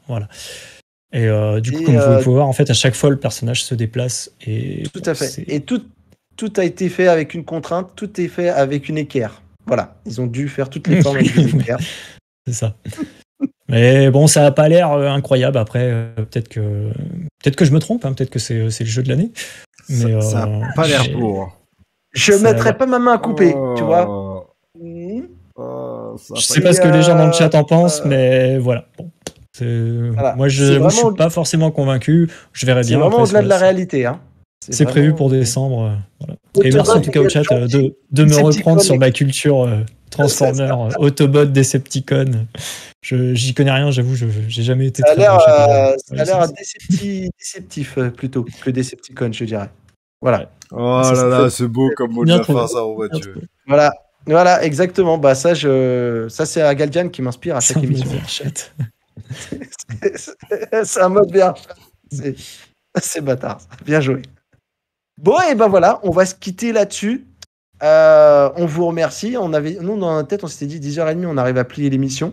Bon, Pas du 20 tout. minutes de retard, c'est pas grave. C'est pas grave. Mais il faut dire aussi, avec les sujets qu'on avait à mener aujourd'hui, c'était sûr que ça allait être compliqué. Voilà, et bien en tout cas, merci beaucoup d'avoir été avec nous pour ce nouvel épisode 46. J'espère qu'il vous a plu, que vous avez passé un bon moment avec nous. En tout cas, moi, j'ai passé un bon moment avec vous, les gars. Je sais pas si c'est le cas pour vous. Toujours. Eh ben, comme toujours. Comme toujours. Voilà. Et ben en tout cas, on vous souhaite une très bonne soirée à tous. On vous dit rendez-vous toute la semaine là, parce que la Web TV, c'est aussi les copains qui streament. Donc n'hésitez pas à aller regarder ce qui se passe, ce qui se fait. Et pourquoi pas nous rejoindre d'ailleurs même sur le Discord d'ETR pour donner vos avis sur cette Web TV, continuer à la faire évoluer et des choses comme ça. Et si vous voulez aussi nous retrouver, c'est tous les lundis 21h pour XR 360. Le chef revient lundi prochain. Normalement, il m'a promis qu'à un moment ou à un autre, il arrivera à sortir de ses vacances. Donc, on l'attend quand même avec impatience. Et nous, on vous remercie. On vous dit une très bonne soirée. Bye bye tout le monde. Ciao. Ciao.